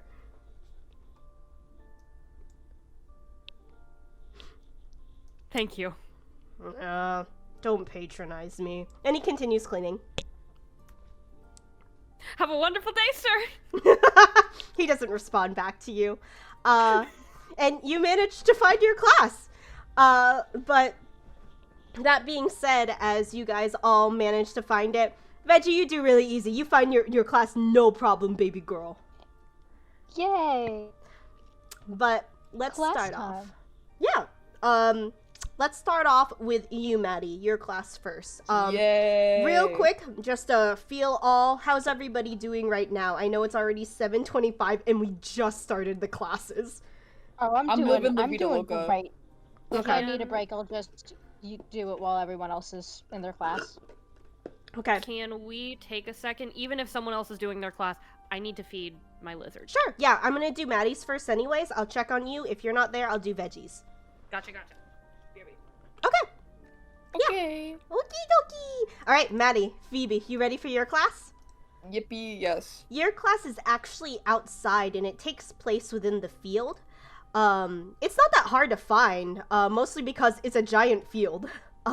Yes. So you kind of find yourself out there. You pass the stables where you see some horses. And again, you feel better. You don't feel great, though, you know? Right. Okay. And as you kind of step onto the field, there's a lot, predominantly male, not all male. There's some women there too, but predominantly male students kind of like do a double check when you kind of step on the field, and like they look at you a little perplexed and a little like surprised. And one of them, a large kind of orcish man, kind of looks at you and is like, Lady Phoebe, are you lost? Oh, no, this is my class. Combat, right? Oh, co- co- uh, combat. You? He looks at you, looks at the others who, like, other students are listening in on your conversation, and then you hear, like, a murmur and a whisper, and they're like, I don't recommend this class for you, Lady Phoebe. You're a very fragile girl. Might I recommend looking at a schedule change, possibly? I'm sure this is some mix-up or something. I mean, you got, he gestures to all of you. I don't think combat, hand-to-hand combat of all things, would be a very good choice for you. I guess we'll go to class today and find out. I would prefer to stay, however. A lot of people kind of give you a few odd looks. Oh, I don't know. I mean, Lady Phoebe, I just don't recommend it. You're very fragile. I mean, everybody knows that. Well, isn't that kind of the reason why I'd be here to sort of improve my skills and become less fragile? Well, okay, I suppose, but well, no, I mean, look at you. You excel in light magic, healing magic. Wouldn't you want something more feminine? I'm here to sort of experiment and sort of broaden my skill sets. Magic and light, it's wonderful, but I would like to sort of test my boundaries, I suppose. Give me you Angie. Give me a general charisma check. This is for intimidation or persuasion, whichever you would like to call this. I want to intimidate him. Alright, give me an intimidation. So that's just a +1 for you. Okay, though. I'm looking at your skills. Nothing helps you with intimidation. 12. Not terrible, not great. As you do that, you kind of raise your voice a little bit as you kind of set your foot down, and this orc who he doesn't really mean harm, but like the way he keeps babying you is kind of really annoying, because over and over and over again you keep saying, no, let me find out, let me see, and each time he goes, well, but you're so fragile, I don't know if that's the best for you, and like he almost tries to like push you out of the class as you stomp your foot down and raise your voice as you hear another voice kind of pipe in, and you kind of recognize this man. You didn't get his name, but you did see him with Veggie's character, Adalia, as he steps in and he just goes, hey man, the lady said she wanted to say, yeah, but she's Lady Phoebe. Lady Phoebe's an adult. She can figure things out on her own, and kind of like pushes the orc away, who's like very hesitant. Again, he doesn't seem to mean any harm, but like he's very he's a very much kind of babying you, basically. Yeah. I'm gonna smack his ass. What? Huh? Are you serious? Above game, I like my character, or no, my character's thinking like, I'm gonna hit him. I'm gonna combat him. Who are you gonna combat? Him or the guy? The guy give me shit. I'm like, you know what? We'll see in the ring. Just you wait. You say that, and the orc's like, I could never hurt Lady Phoebe. I would never hurt you. And he's ready to cry and shit, and Thiessen once again steps in. He looks at you, holds a hand out. Leave him alone. He's fragile. Oh, my bad. No, that it's was too far. No, it's fine. It's fine. He just he's weird about that kind of stuff. It's fine. If you want to fight someone, he kind of hits his chest. Come for me. It's fine. I'll take you up on that. He kind of double takes. Oh, okay. And he's like genuinely kind of like stands up taller, like to his full height. And you notice how tall this motherfucker is. Just kind of looming over you. And a bunch of, like, students are like, wait, whoa, man. And he goes, are you sure about that? Not really sure about anything, but I'm willing to give anything a try at this point. Alright, hand-to-hand combat or weapon? I don't think I'm good at anything fresh. Pick your poison. He wants to fight now. He wants to fight? Yeah. Ah, No. okay, You asked? He wants to do it. He'll do it. He's cracking his knuckles. I'm like, sure, we can use what? Like fencing, rapiers. Do we got any long weapons by chance? There's like wooden swords that are basically the same. They aren't having you obviously practice with real weapons just yet, but if you would like it. Class? Is class already started? No. No. This is just between y'all. I'm like, I did not mean to challenge. I didn't challenge this guy to nothing. But sure, you know what? I'm going to establish my dominance right before even class started. So I'm gonna go for the wooden sword. All right, you're gonna go for the wooden sword. He's going to stick to hand-to-hand combat. Oh, I'm gonna get my ass smacked. Like, I'm so dead. Okay. Well, we'll see. I'm also gonna pull up the dice for him. He has a pretty good strength modifier. That's why. I'm going to be a puddle in the ground. I'm fucked. Okay. So just give me, and I'm going to say with your energy right now, would you say that you like, would you be okay with taking a negative modifier? Yeah. Okay. I got the tweaker modifier. You got the tweaker modifier. Okay. Give me a dex check with a -3. So that's a -1. Oh no, it's just a 0 for you. Just a 0, awesome. Alright, so a flat D20. Yeah. It's just your proficiency modifier, but turned into a negative instead. Please be a high roll, please. Holy shit! Holy shit! It's the cocaine. That's the cocaine, girl. You got it. Okay. Yeah. Surprisingly, I didn't expect you to make this check. You're insane. It's literally the cocaine, dog. Literally the cocaine.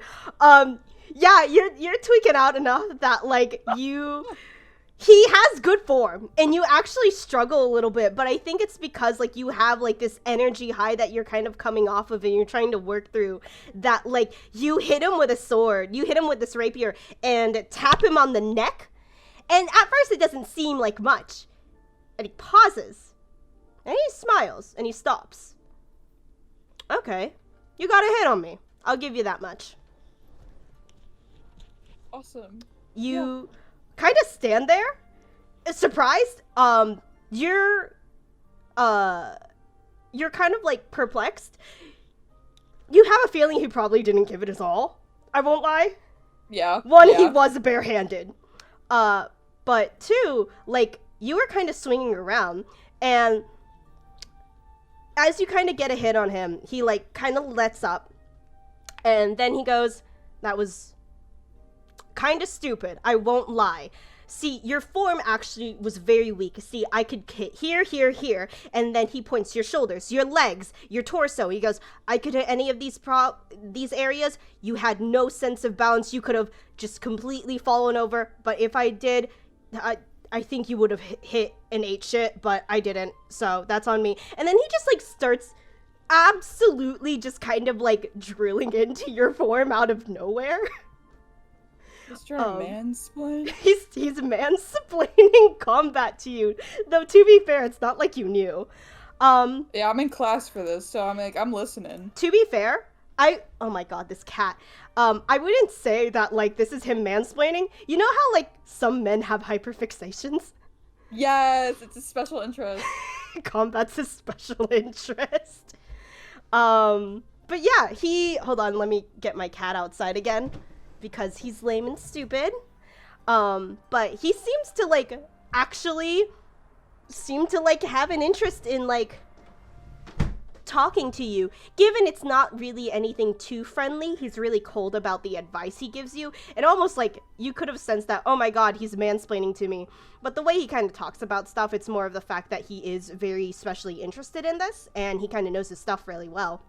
I think he would ping the autism radar for me then. So I think I would actually listen, and because it's combat class, I am here to learn. So I would be kind of like checking my posture, my form, and like asking him questions while he's giving advice and shit. Yeah.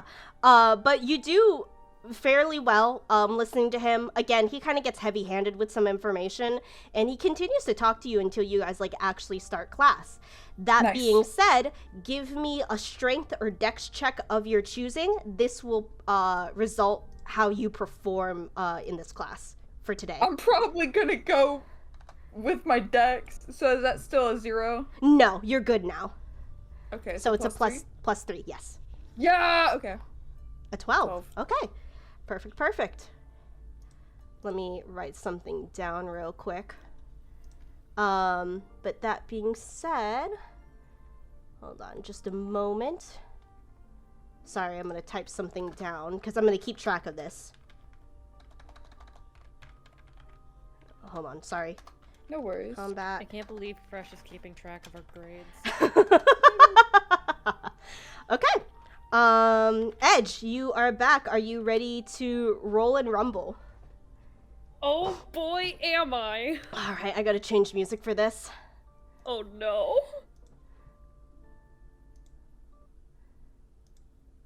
Oh wait, no.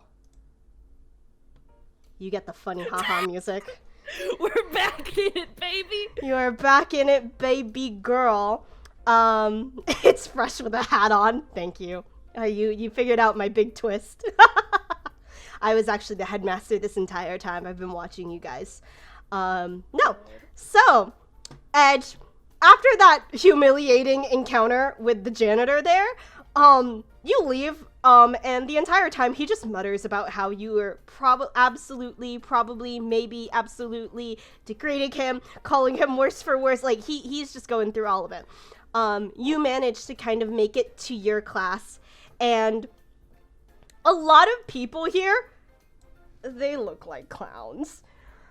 You are in this lineup of all kinds of people. You have like this little alligator no taller than 2 feet tall in a tutu and like a little ballet shoes ready to give her best. You have like people in like weird face paint and strange performances. Some people having puppets, props, whatever. They are ready to go. And you're just here, unsure of what's going on. And still in my fucking fancy ass getup. You are very all much. I own. I only have really fucking fancy clothes that are meant to be worn for illusionary magic. Oh, super. You kind of like are left to not even sit on like you're at a theater, so you're kind of forced to kind of sit around in this large theater area, but you guys keep together. And as you kind of sit down, you see a lot of people in class give you kind of like strange looks, but then not really say anything. And some time goes on as a small rabbit man kind of hops up and stomps up to the center of the stage and greets himself as Professor Jingles, your remedial jester course professor. This man never looked more comedic in your life. This man, large shoes, tiny body, big ears. He is the whole goddamn deal. This man looks like he should be named Professor Jingles and should be teaching the remedial jester course. This man is where he belongs. But anyways, Professional. Oh, he's so professional. He steps up there and there's a lot of pride in his chest as he immediately points a furry finger at you and goes, "You! Your name, right now!" Darian. Shut up, I know who you are! Get up on stage! Okay. A bit relieved that he doesn't have to figure out how the fuck his last name is pronounced. He kind of like trudges up on stage. This little rabbit man kind of grabs you, pulls you close, and points once again, facing the crowd, keeping you next to him. This man, You. And he looks at you. I know who you are. You are a disgrace of the noble Cimmerian family. Everyone here knows who you are. You might as well be an empty barrel of ale because you are nothing more than a waste of space and a missed opportunity of fun. But nay, you care not that you are the embodiment of the world's biggest disappointment and failed expectations because you make your own. And you may be a joke, but what is a joke but a reason for people to smile? You understand that? And when it comes down to you, you have freedom. Freedom to choose what you want to do. It doesn't matter what you say, what you do, as long as you make people smile. And he brings you closer. This small rabbit man, his eyes so serious. He has not pulled his gaze away from you. You are staring intensely at a rabbit man who is no more than 3 feet tall. And as he steps towards you, you can hear a jingle in his little boots as he goes, "Do you understand that, my good man?" No. Don't worry about it, you will. And he slaps you on the back, and it hurts. Anyways, since you have clearly made yourself a giant joke and humiliated yourself in front of the entirety of the school body, the principal, the headmaster, the student body, the high court fae, you already know what humiliation is like. You're ahead of the game for all of us. But I know what that's like, yeah. yeah. Anyways, he shoves a brightly colored uniform and it jingles in his hold into your hands. That's your uniform. Change into it right now. Everybody else, change into your uniform. Oh god. Oh god. Anyways, are you gonna put it on? I do not have finished art. You're fine, But don't I worry. have a sketch. Show us the sketch, my good man. So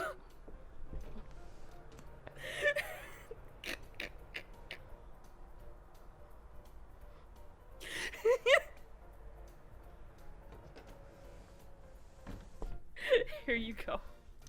Oh boy, let me see. Oh, you do not look happy. Oh goodness golly. Oh, Maddie, I just taking his clown course. Yeah, so you step up, just, you know, like the fucking SpongeBob fucking noise? That's what you sound like. But imagine with a jingle to your step too. I want you to make a perception check. Okay, hold on. Let me find where my fucking perception is. Which modifier is that, fuck? Perception's a wisdom. Wisdom? Okay, so it's gonna be another +2 for me. 15. A 15? Okay, so, yeah. So, okay, interesting. You look in the corner of your eye, and you just see a dark haze as you see the man you remember once from, just briefly, from what you assumed was your entrance exam, just standing in the corner, not saying anything, not doing anything. And honestly, you didn't even notice him before. You didn't know he was there. It's honestly kind of scary, and he just stares in the same pose, staring at you. And Oh god, the Benadryl Veil man. the Benadryl Veil man. Absolutely. He was just standing in the corner. And you can't see where his eyes are. But for whatever reason, you can feel his gaze. And strangely enough, not a lot of people seem to have noticed him yet. It seems like they're in the same boat where, they didn't notice him until, you actively looked around. And he just stares at you. And you see Mr. Jingles come up to him and he whispers something in his ear. And you see the large bunny ears that Mr. Jingles have just kind of flop down and then look at you. Just complete dread as he nods slowly at the man. And then it comes to you, walks away from this strange man, and then looks at you and then like makes a hand gesture of like, come here, get over here, get over here. Jingling miserably. I kind of like walk over. It's a little bit awkward, like stepping in these shoes still, so it's a little bit stumbling and jingly, but I like make it over. And last time, I'm assuming Mr. Jingles like brought me down, so for his entire speech, I was like bent at the waist, forced to half my height. This time, I just like pop a squat. Yeah, pretty much. Mr. Jingles, the Professor Jingles kind of looks at you and goes, my good man? My good man, get over here, my good man. You squat, but he like grabs your little frilly collar, it pulls you forward, yanks you forward. My good man, you seem to have caught the attention of the High Court Fae. That is not good. Oh, I was told he was watching me yesterday. Yes, and he is watching you now. He has a request. A what? He has a request. The absolute just dread. Is he going to ask me to do magic? Not exactly, no, though I am surprised. Okay. My good man.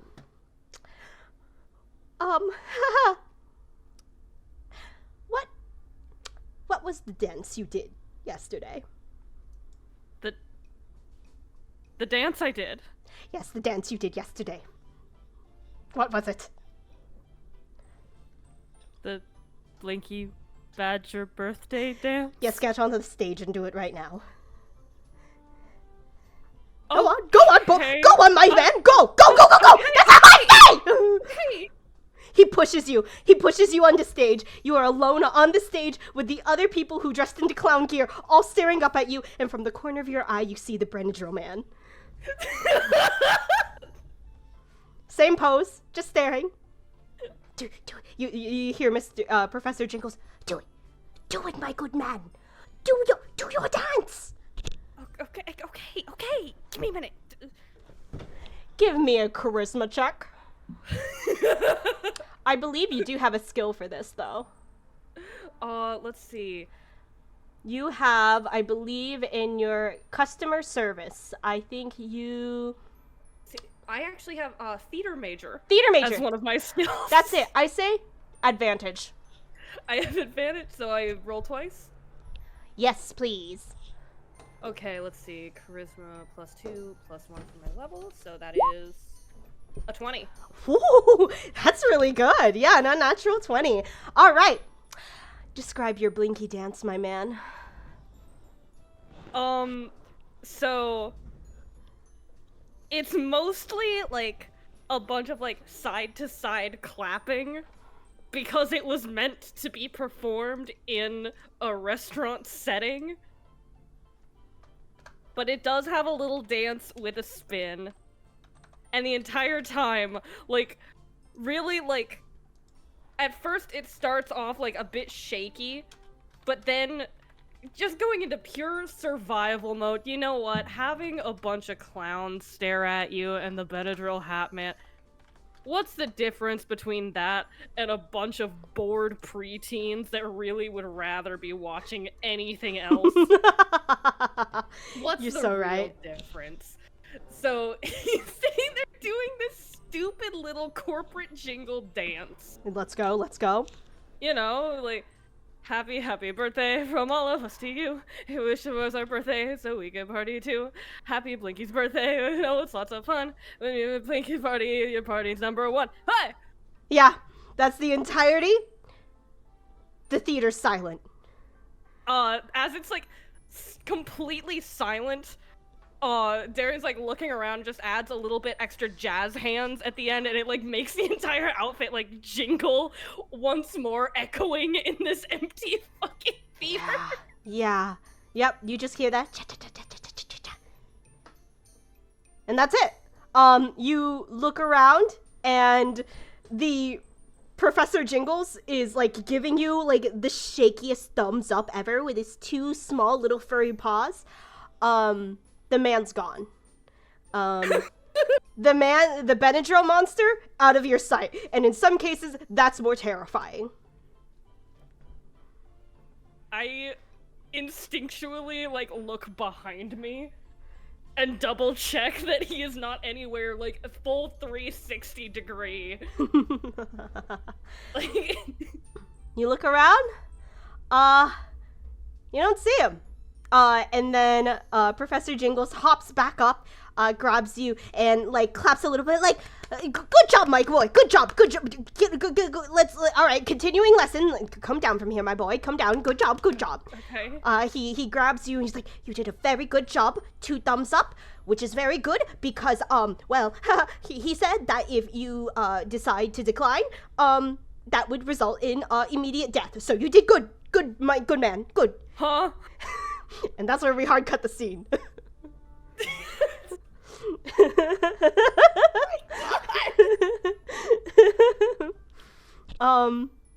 Anyways, Veggie, are you there, my good man? Yes. Perfect. So I had you're to sit down to just stop laughing about that. I'm glad.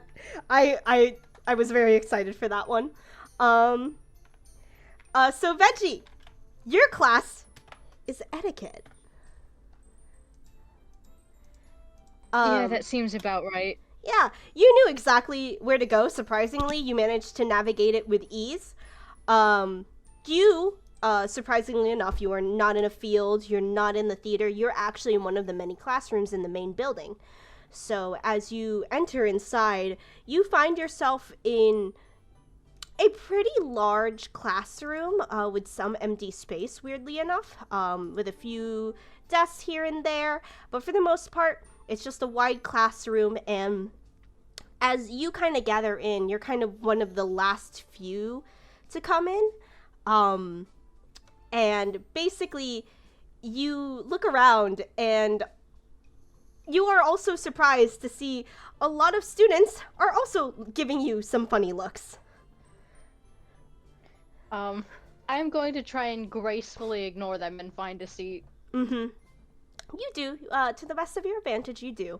As you kind of sit there on your own for a while, you find that, like, how can I say? No one has really talked to you. Everybody's kind of giving you a very cautious look, unsure of what to do. And soon enough, the professor, this human woman, kind of comes in, ready to greet the class, but then she sees you and she notices you. And before she can even start class, she kind of like comes up to you. It's like, Lady Valio,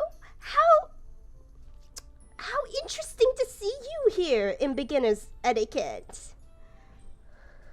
Well, I figured that setting people on fire was very impolite. Yes, but you are the Valio family in the beginner's etiquette class. Are you? You're not one of the ones who volunteered to help the class, like Master Hashfold, right? Do I have any memory of this? No, you have no idea what the fuck you're saying. Who's the fuck is Hashfold? Well, I don't remember that, but I will try to set an example. So you're an actual student, not someone here to help? Is that correct? Mm-hmm. What? Okay. Alright. Okay. She stands up a little bit, and before she can say something else, you hear a slightly familiar voice as, you notice this man, come in once again. And he strides in, and the professor goes, "Oh, Master Hashvolt. Lovely seeing you here. Did you request a partner to help with the rest of the etiquette class? And this man, who seems to walk in with so much purpose and so much charm, and so many other students stare at him in just absolute awe and adoration, just goes, "Why, I don't think so." He looks around, sees you, Adalia, and goes, "Lady Valio, a wonderful surprise. Are you here to help me with the etiquette class?" And the professor, before you can answer, goes, "No, she said that she was a student. How unique, is it not? Wow, so strange." You are kind of left staring at this man who you vaguely remember seeing. You vaguely also kind of set him on fire? Yeah. I'm not gonna ask questions about his hair. I'm not. It would be so funny, but I'm not going to. He kind of like steps to you, actually, and you're sitting down, I'm assuming, as he kind of leans over to you, and he goes, "So, forgive me, Lady Valio. This isn't some attempt to see me, is it?"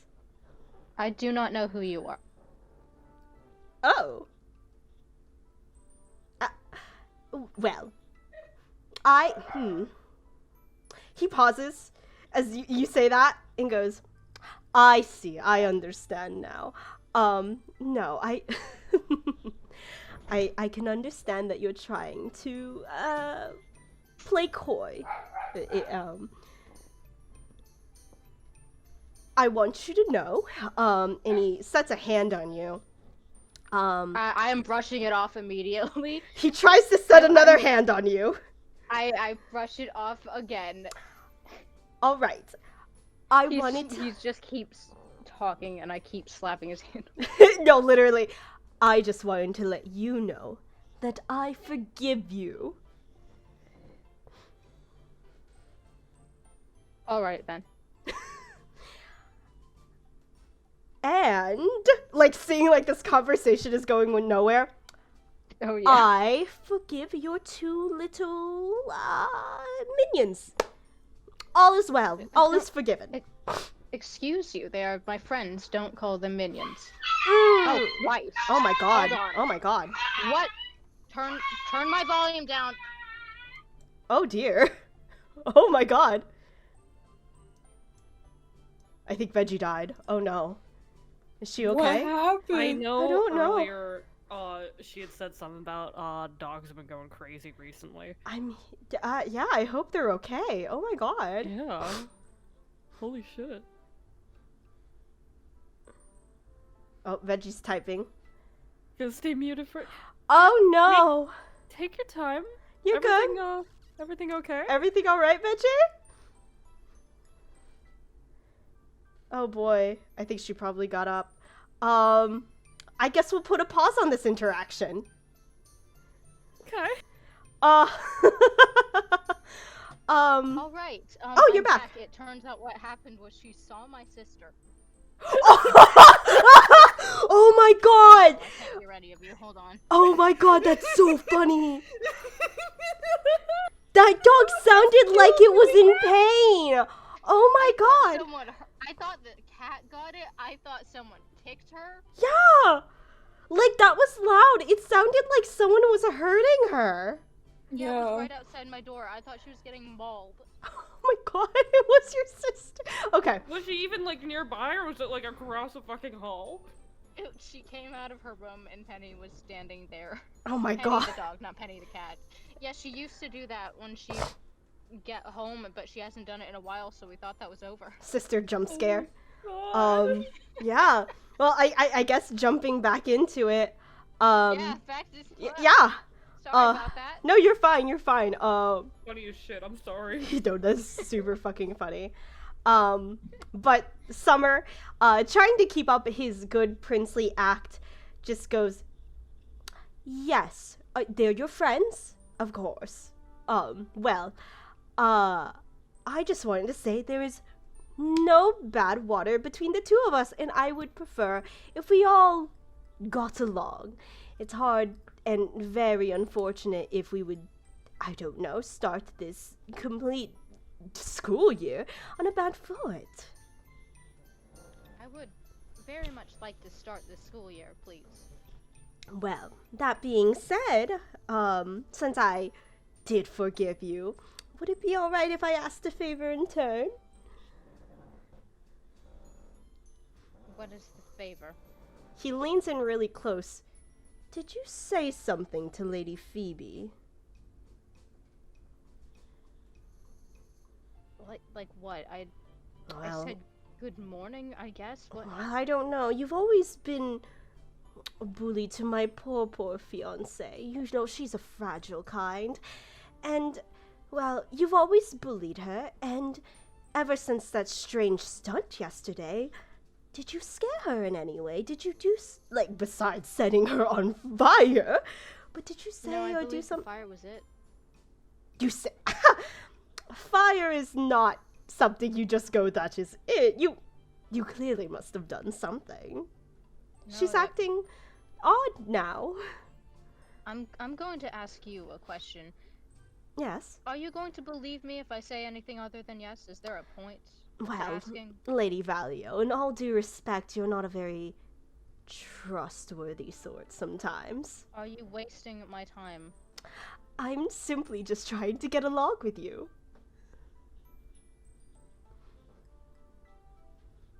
Yes, well, you're very polite. I did not Yes. say anything to your fiance.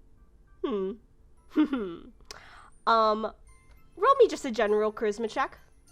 Yeah, absolutely. Plus level, right? I'll count this as your class check. See how well you can maintain your manners here.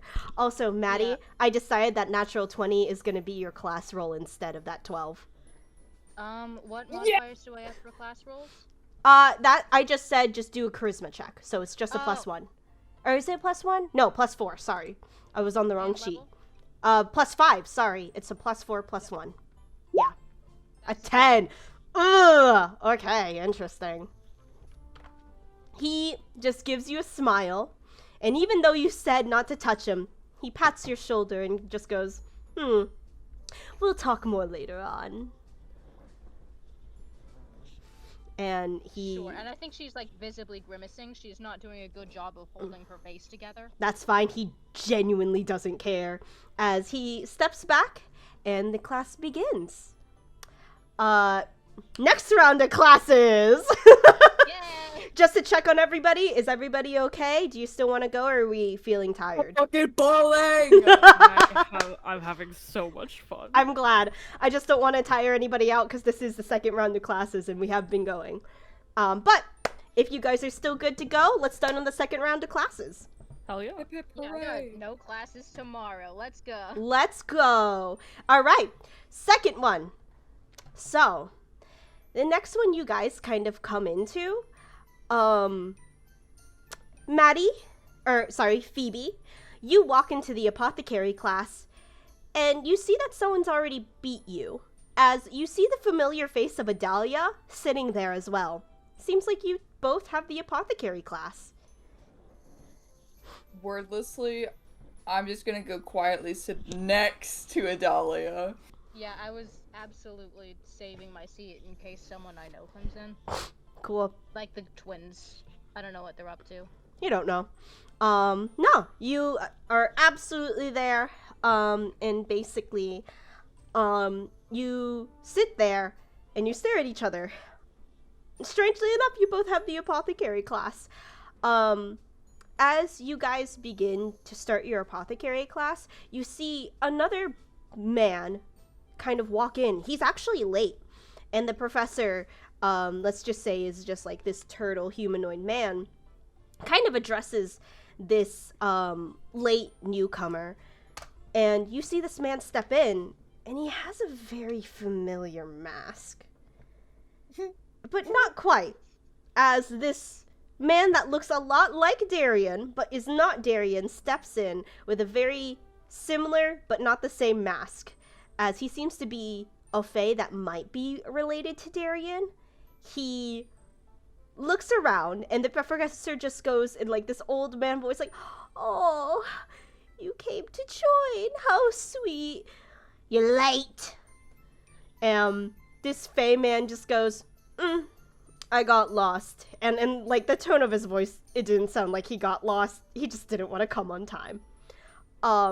You two noticed him like stare back at you and sit not next to you, but very close to you, as you guys are kind of being with Fantasy Starbucks. Hey, we right now, the Fantasy Starbucks, a lot of people are boycotting it. So, you know. It's on the strike list. It is. Starbucks. Yeah, we're banishing. Yeah. In fact, Fantasy Starbucks does not exist here. I refuse to let it have any capitalistic He went to a advantage. local. He went to a local. Dang shit. There is- brewery. Honestly, that's the issue. Dunkin' Donuts is also it also needs to be boycotted. Anyways, yes. But anyways, yeah, he went to a local. Let's just say he went to a local. He supports his local. I would hope Dutch Bros counts because we just had some.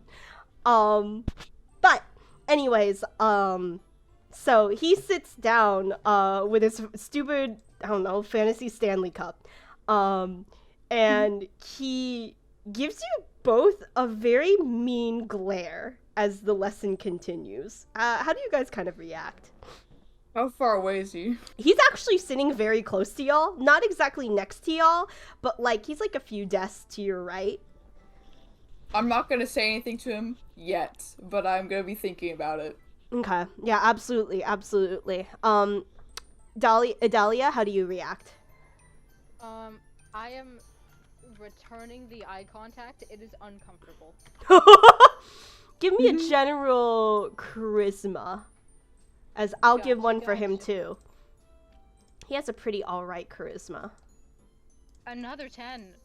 Oh no. Ooh. Oh, a 10? Alright, well he has a +6 to his charisma. Ooh! He stares back, and there's something about those soulless mask eyes that kind of creep you out a little bit. You're the first one to falter back. I'm going to try and like play it off by rerouting my attention to Phoebe. Yeah. Hey, Phoebe. Yeah, what's up? Your fiance accosted me in etiquette class. Which one's that? The blondie. Blondie. Oh, yeah. Yeah, he changed his hair. His hair weird. Is he trying to get my attention or something? He thought I was trying to get his attention. I have a fiance apparently, so that's Apparently. You know what? We're in this together, man. I don't get it. The whole fiance thing. Does everyone have a fiance? I don't know how this works either. Apparently, Valio means something, so I guess that makes sense. I have not had contact with any of my family members. I don't know what that is about. Well, at least you don't have some goofy ass last name like Starfall. What the Your last fuck? name is Starfall. Yeah. Oh no. Well, regardless, I don't know why he would be so mean to you. Like, what were you doing?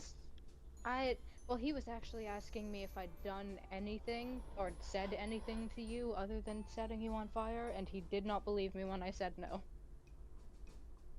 Oh. I mean, yeah, I guess that's fair, but Yeah, it he's makes kind sense. of I he's think kind he of was- mean. He's annoying. Mhm. So, is there anything we need to do about? Are you okay with that? Do I need to? I don't know. With him? No, do I need to mess with him on your behalf? Oh, I'll mess with him, but if you would like to as well, I won't stop you. United front it is then. Awesome. Good to know that we're in this together. You guys have that like bro handshake? Yeah, we go for the sick nastiest high five ever. Yeah. Like I'm gonna slap Phoebe, but then we just. Yeah, the hands meet as you guys have this like a broest of bro high five in the middle of class. Make a quick dex check for me. Oh no. Absolutely. That's a +3, so okay. Whoa! What the fuck, Maddie? I'm so funny. My God, Maddie. Yeah. Maddie, almost as if like you had seen this coming, you immediately moved out of the way as like I'd like to think that you guys are like facing each other. And out of nowhere, Phoebe, you moved your head and a crumpled piece of paper hits you square in the face, Adalia. It didn't hurt. You unfold it, and in very familiar handwriting, it just says, "Go die." Oh. I look Do back. you know what direction it came from? Oh, it came from the guy. I write "no you" on the back of the paper and throw it back at him. I'll give him a dex check. Hold on. Is he trying to bully us? It hits him in the face. Yay! Is he trying to bully us? Yeah, he's trying to bully you. He he tries to like seem really smug about it. Like he feels accomplished that he's hitting you in the face, Adalia. And then like you throw the paper back and it hits his face, and then like from the classroom you hear the turtle professor go, "Excuse me, Lady Valio. Is there something you'd like to share with the class?" This guy's hitting on my friend. Actually, yes, Pardon? I have to admit it. It's a little embarrassing. The boy, or I say boy as if he's not like 20. The man just goes, actually, that's false. He unfolds what the did you paper tell me? and What goes, did you actually tell me? she actually threw me this paper and told me to go die. Excuse you. That's No, not my handwriting. You're trying to court Adalia, and it's really messed up that you would try and do that, considering that Adalia is already engaged. Give me a charisma check for deception, Maddie. All right, please be a high roll, please. Please. I don't have a modifier for this. I don't think. No, you don't. Level. It's +1. All right. Ah. Oh, To be fair, he is holding up a paper that says "Go die." I giggle. The professor kind of gives you both a dirty look as he just goes, "I'm sorry, but I can't believe that. I tried. you did try. I pat Phoebe on the back. I request that you both please settle down. I'll talk to you later and give you a lecture on the harms and negative effects of bullying." And he continues his lesson, and you guys are going to be stuck an extra little bit of a lesson to hear this turtle professor say how bad bullying is. Fantastic. to the bully and the victim also, they are both in that lecture. Yeah. Since I didn't have you guys make relevant rolls, both of you give me intelligence checks. Oh lord. Absolutely. I'm gonna see if I have a relevant skill, but probably not. Probably not. Yeah. Dear God, Maddie, you're insane. I guess it It's- makes It's the heroin. It's the heroin in it's me. the heroin in you, girl. It's the literal heroin you shot into yourself. That's a 15. That's not terrible. 15's not bad at all. But God, another natural 20. That's 2 natural 20s in your class. That's a And strong start. Yeah. That's a very strong start. Considering that I'm trying to cheat, it's funny. Yeah, I think it works out. It definitely works out. And that you said it was a 15 for you, Veggie. Perfect. All right, cool. Yeah, but you guys end up with a terrible little lecture after class before your third. But Edge. Is there any way that we can convince him that it was actually the other guy? No, sadly not. Yeah, no. Uh, I was going to say handwriting, but probably not. No. He's old. He's not going to recognize handwriting. But that being said, That's how your second class ends. Edge or Darian. Yeah. Yeah, so after your interesting class with remedial gesture course, you are now going to be forced to, technically have every day in this, uniform as you jingle on over to a tailoring class. I hear. Show up to my fucking tailoring class in the worst fit imaginable. Oh, abso-fucking-lutely. You're chic. As you kind of enter in this class, there is no one you recognize here. Sadly. As you kind of sit down, and there is someone that does notice you. Once again, you see one of the twins. I'll send a picture of her again. You see one of the twins, the one with the blonde, God, I'm sorry, one with the brown hair. She seems to be in this class as well. However, as she stares at you, she just gives you a, she seems to be sewing and figuring out some patterns. She seems to already know tailoring pretty well. And you are kind of left with just her.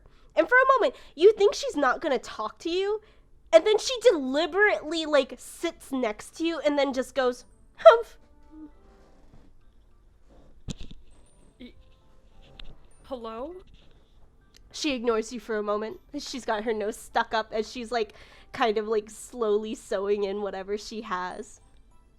I don't want to talk to you right now. Then why did you sit here? Well, if you must insist, she looks at you and goes, why do you have to be the one to room with Lady Valio? I don't know. I didn't choose that. You're right, because you chose to be a disgrace instead. I didn't choose that. She looks you up and down in your little jester outfit. You're right. It chose you. And you chose to be a bitch. Goddamn.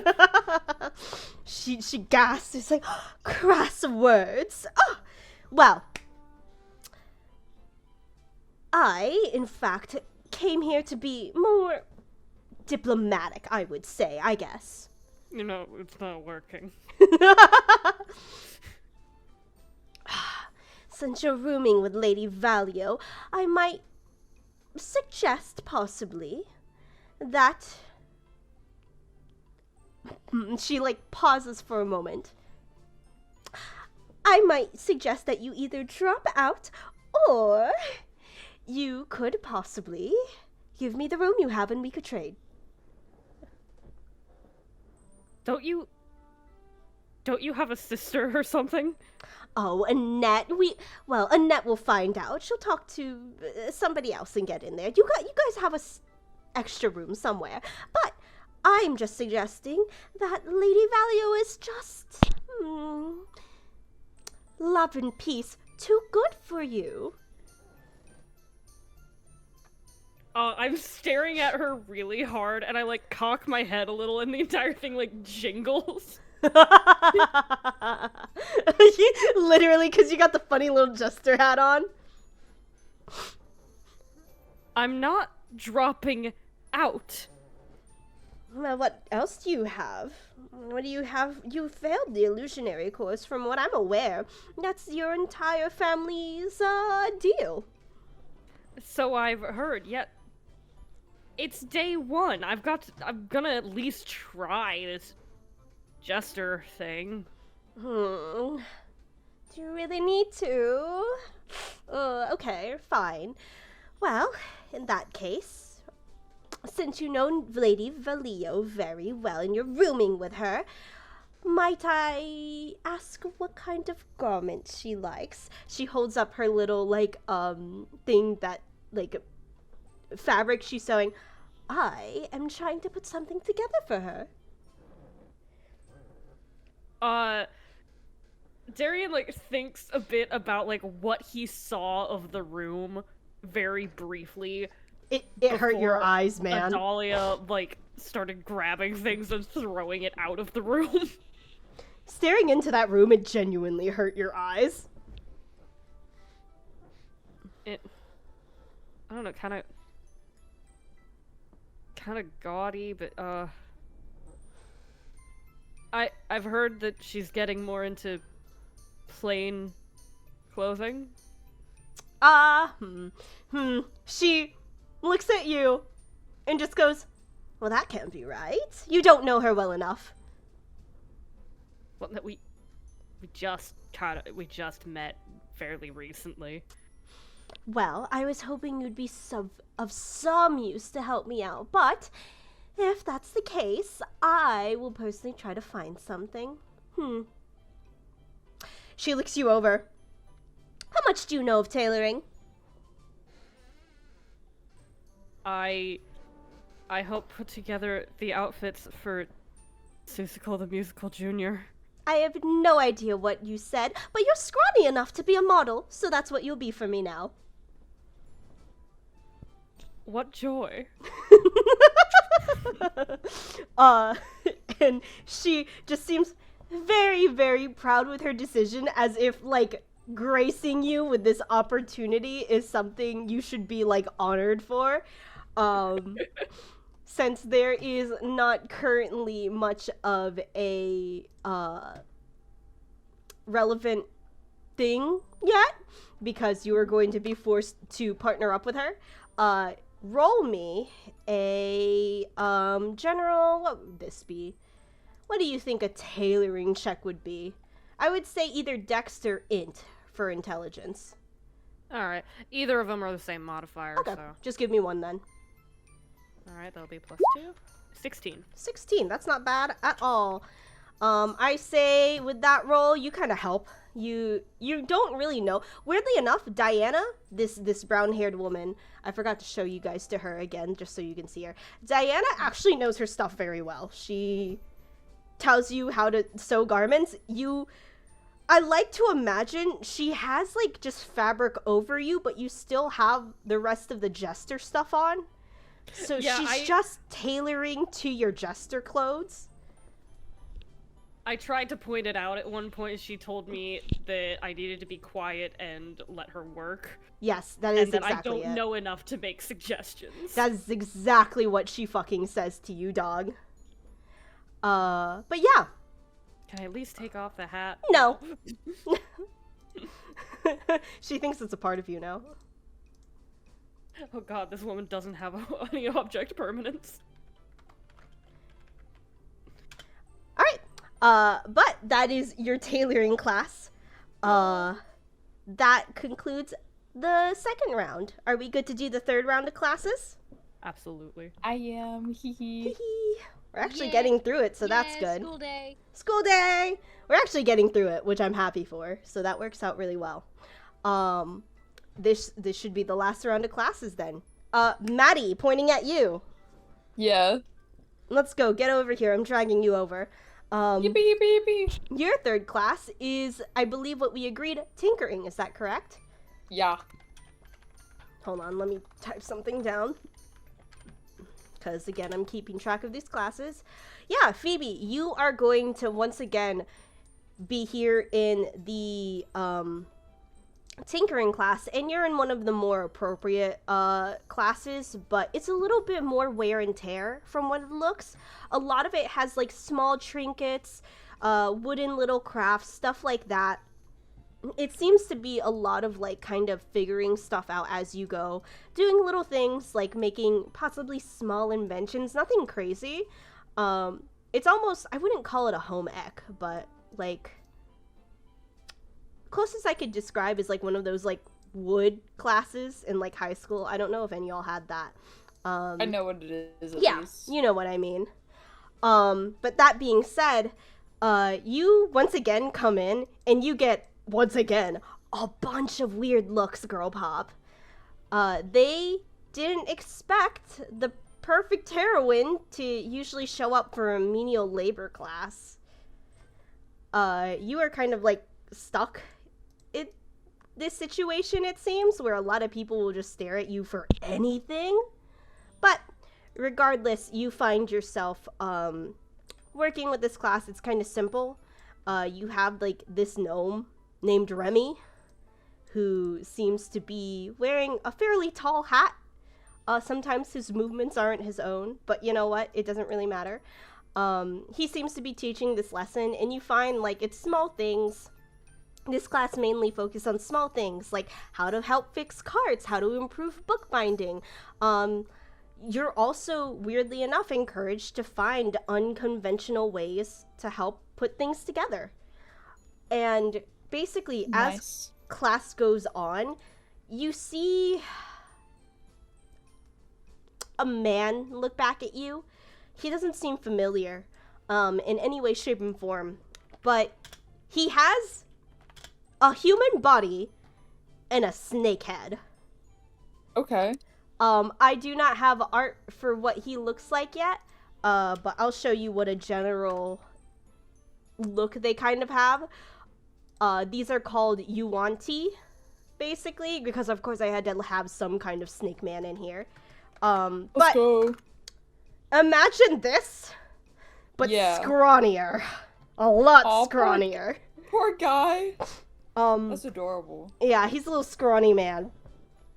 But, he is looking at you, and you see him. At first, he was 3 desks away from you, then 2, then 1, now he's sitting right next to you.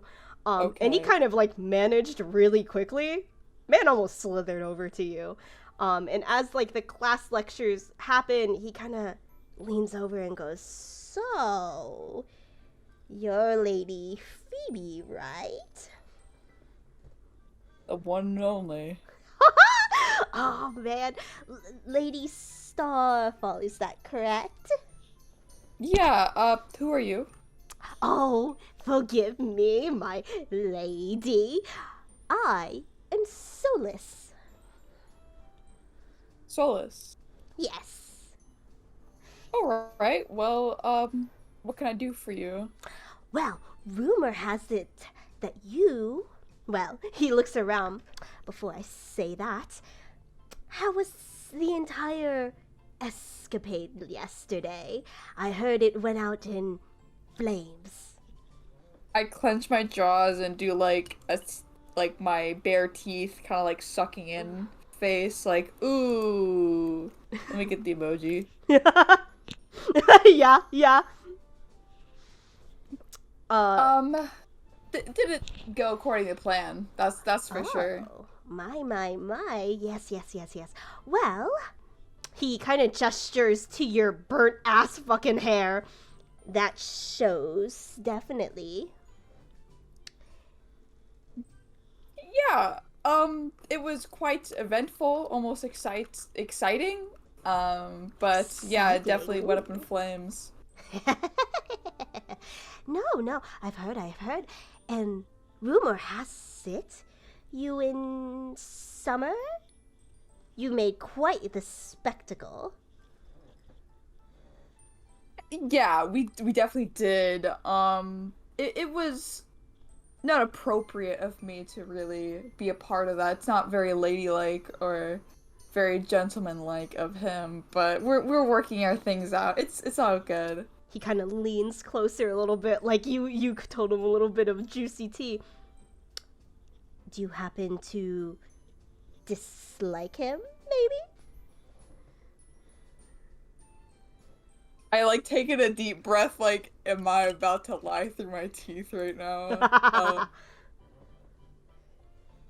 I like conjure all of the willpower of Phoebe, like from everything that I've known of her through the letters and everything that Darian showed me in the stupid like potion labels. Actually, no, I don't think that's the case. Summer is definitely so dashing and wonderful and just so spectacular and handsome. I was just in a bit of a hysterics. It was completely my fault. Summer did absolutely nothing wrong. He's perfect as always. I was just in a bit of a mood. Yeah, give me a charisma deception check, buddy. You are lying through your teeth.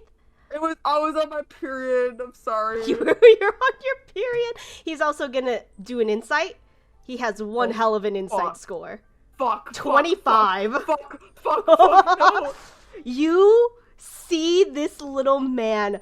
He has like this perpetual grin on his face because obviously he's a snake. It grows wider and he does like a little excited shimmy as he like scoots closer to you and then like puts his little like he puts his arms on your desk and then rests his little snake chin on both his hands and goes, "You're lying." My face scrunches up like in frustration, like everything contorts and like tenses. Oh, you don't need to make that kind of face with me. I understand. Please, tell me what's got you all mixed up. You used to be all over him before. He say something? He do something? Did he say and do something? Why do you want to know? I'm just curious by nature. He's like doing like a happy little shimmy. He's so excited. I like slow blink, like, what the fuck am I what the fuck am I doing? Summer, he didn't do anything wrong. It's complicated. Complicated? Oh my, oh my!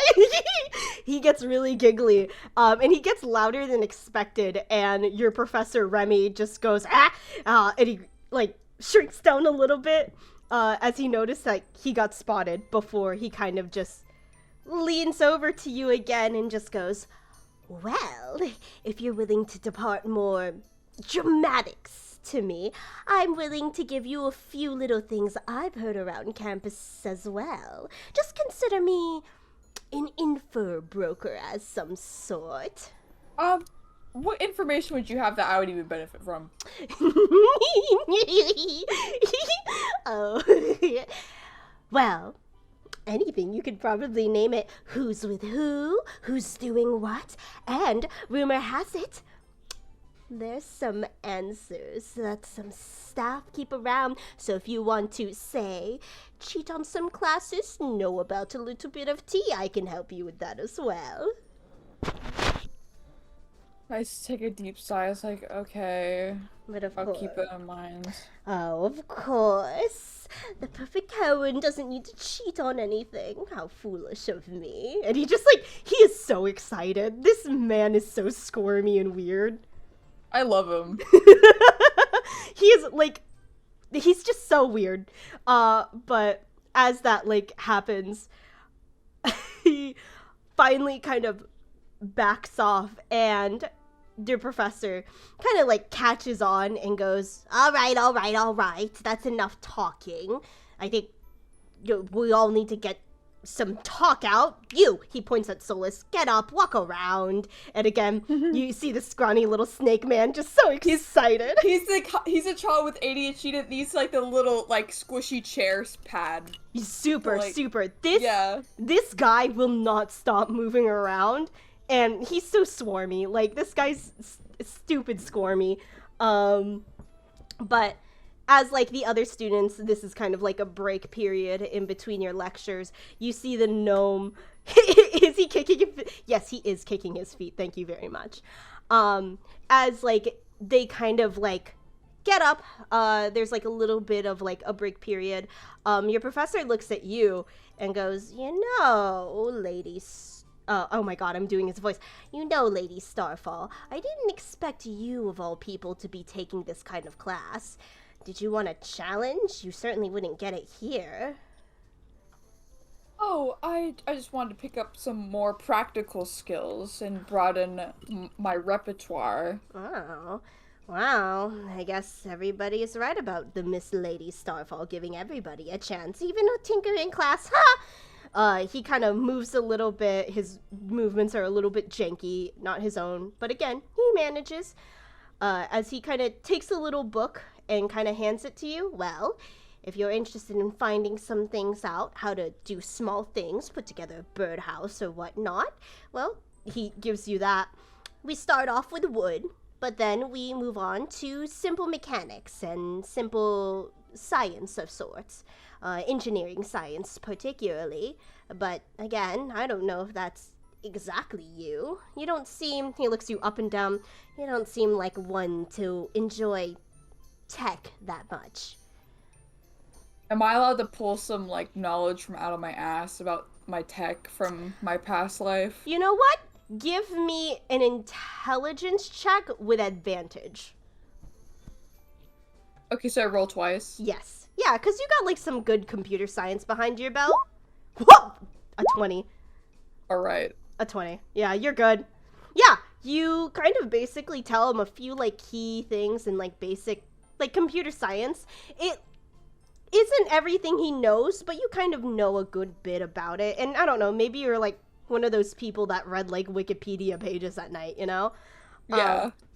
So you give him, like, some basics of mechanics and, like, some, like, tech engineering science, and the little gnome professor, like, raises an eyebrow, actually very, like, how can I say, very impressed with you, and he goes, well, if you're interested in that sort of thing, tell you what, in the observatory, I do have a friend, just ask around for Remy's friend, and, well, we have some, I guess you would say, some tech, some sort of things that you could possibly play around, tinker with, if you already know a good bit about machinery. I suggest playing around with that. It's not artifacts per se, but they're things that some students have found and don't know what to do with. Scrap metal of the sorts. We keep it in the observatory as kind of a junkyard in some places, but I think it would do you good. Try to look around, see what you might like. Oh, that would be amazing. Wow, Yeah. Thank you. Yeah, just ask for Remy's friend. The old man's probably there somewhere. Don't worry about it. Oh, man. Oh, man. But yeah, and I would count that unnatural 20 as your roll for the class. I'll take that, since that is technically... You have, okay, I just need to let you know, you have a natural 20 in combat, a natural 20 in apothecary, and then an unnatural 20 in tinkering, girl. Yeah. You're insane. Yeah. You're insane. I'm on heroin! You definitely are on the heroin. You're living up to your name, girl pop. Yeah. And that worked out. You know a bit about coding. Oh my god, my cat's at the window. He scared the shit out of me. Hold on. But yeah, that being said, let's move on to the next class. Hooray. Where's my cat? I don't know. I think he hopped down again. Alright. That being said, Edge, you are walking into Beginner's Illusionary class. You go over? Yay. Oh my god. Oh wow, hi. You see a Dahlia sitting there?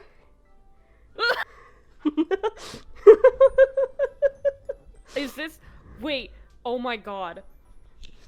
This is Adalia's first time seeing him in the Jester outfit. Oh yeah, Adalia, you see, Darian's familiar because he has the same mask, same long hair. You see him in a funny little clown outfit. Yeah, I look up, just kind of predicting that I'm gonna like wave and invite him over, but I have to look away immediately because I'm trying so hard not to have to laugh. There like waits at the door for a second because Cam is not completely unused to people seeing her in a quickly pretend that they didn't. So just kind of like stands there awkwardly for a minute, but decides, you know, this is the only motherfucker that he knows in this fucking school other than like Phoebe, and Phoebe isn't here. So you just kind of hear this approaching little jingle, ching, ching, ching, ching, ching. Like just right before I was able to regain my composure, I hear the jingle. And then just the long scrape of me pulling my seat out next to you, and then one very loud jingle as I just sit in the chair. Yeah, Dahlia, you're seeing Darian With his funny little clown outfit. Wow. Oh my god. Do you want to talk about how your classes went? I was almost killed. Wait, what? How did you almost get killed in clown class? I was told to do a funny little dance, and if I didn't, I would be killed. Goodness, that's a lot more Also, intense than I thought it would. your weird friend keeps asking about you. Okay, which one? There's two. There's two weird friends. The darker-haired one. We have tailoring class together. As you say the darker-haired one, and Veggie, as you say which one, you hear, "Oh my goodness, Lady Valio, hi!" As you see the orange-haired woman, Annette, just pop into the beginner's illusionary class. She didn't even wait if you had a seat open. She just, like, sat next to you. Did I just get pushed away? You got pushed out of your seat.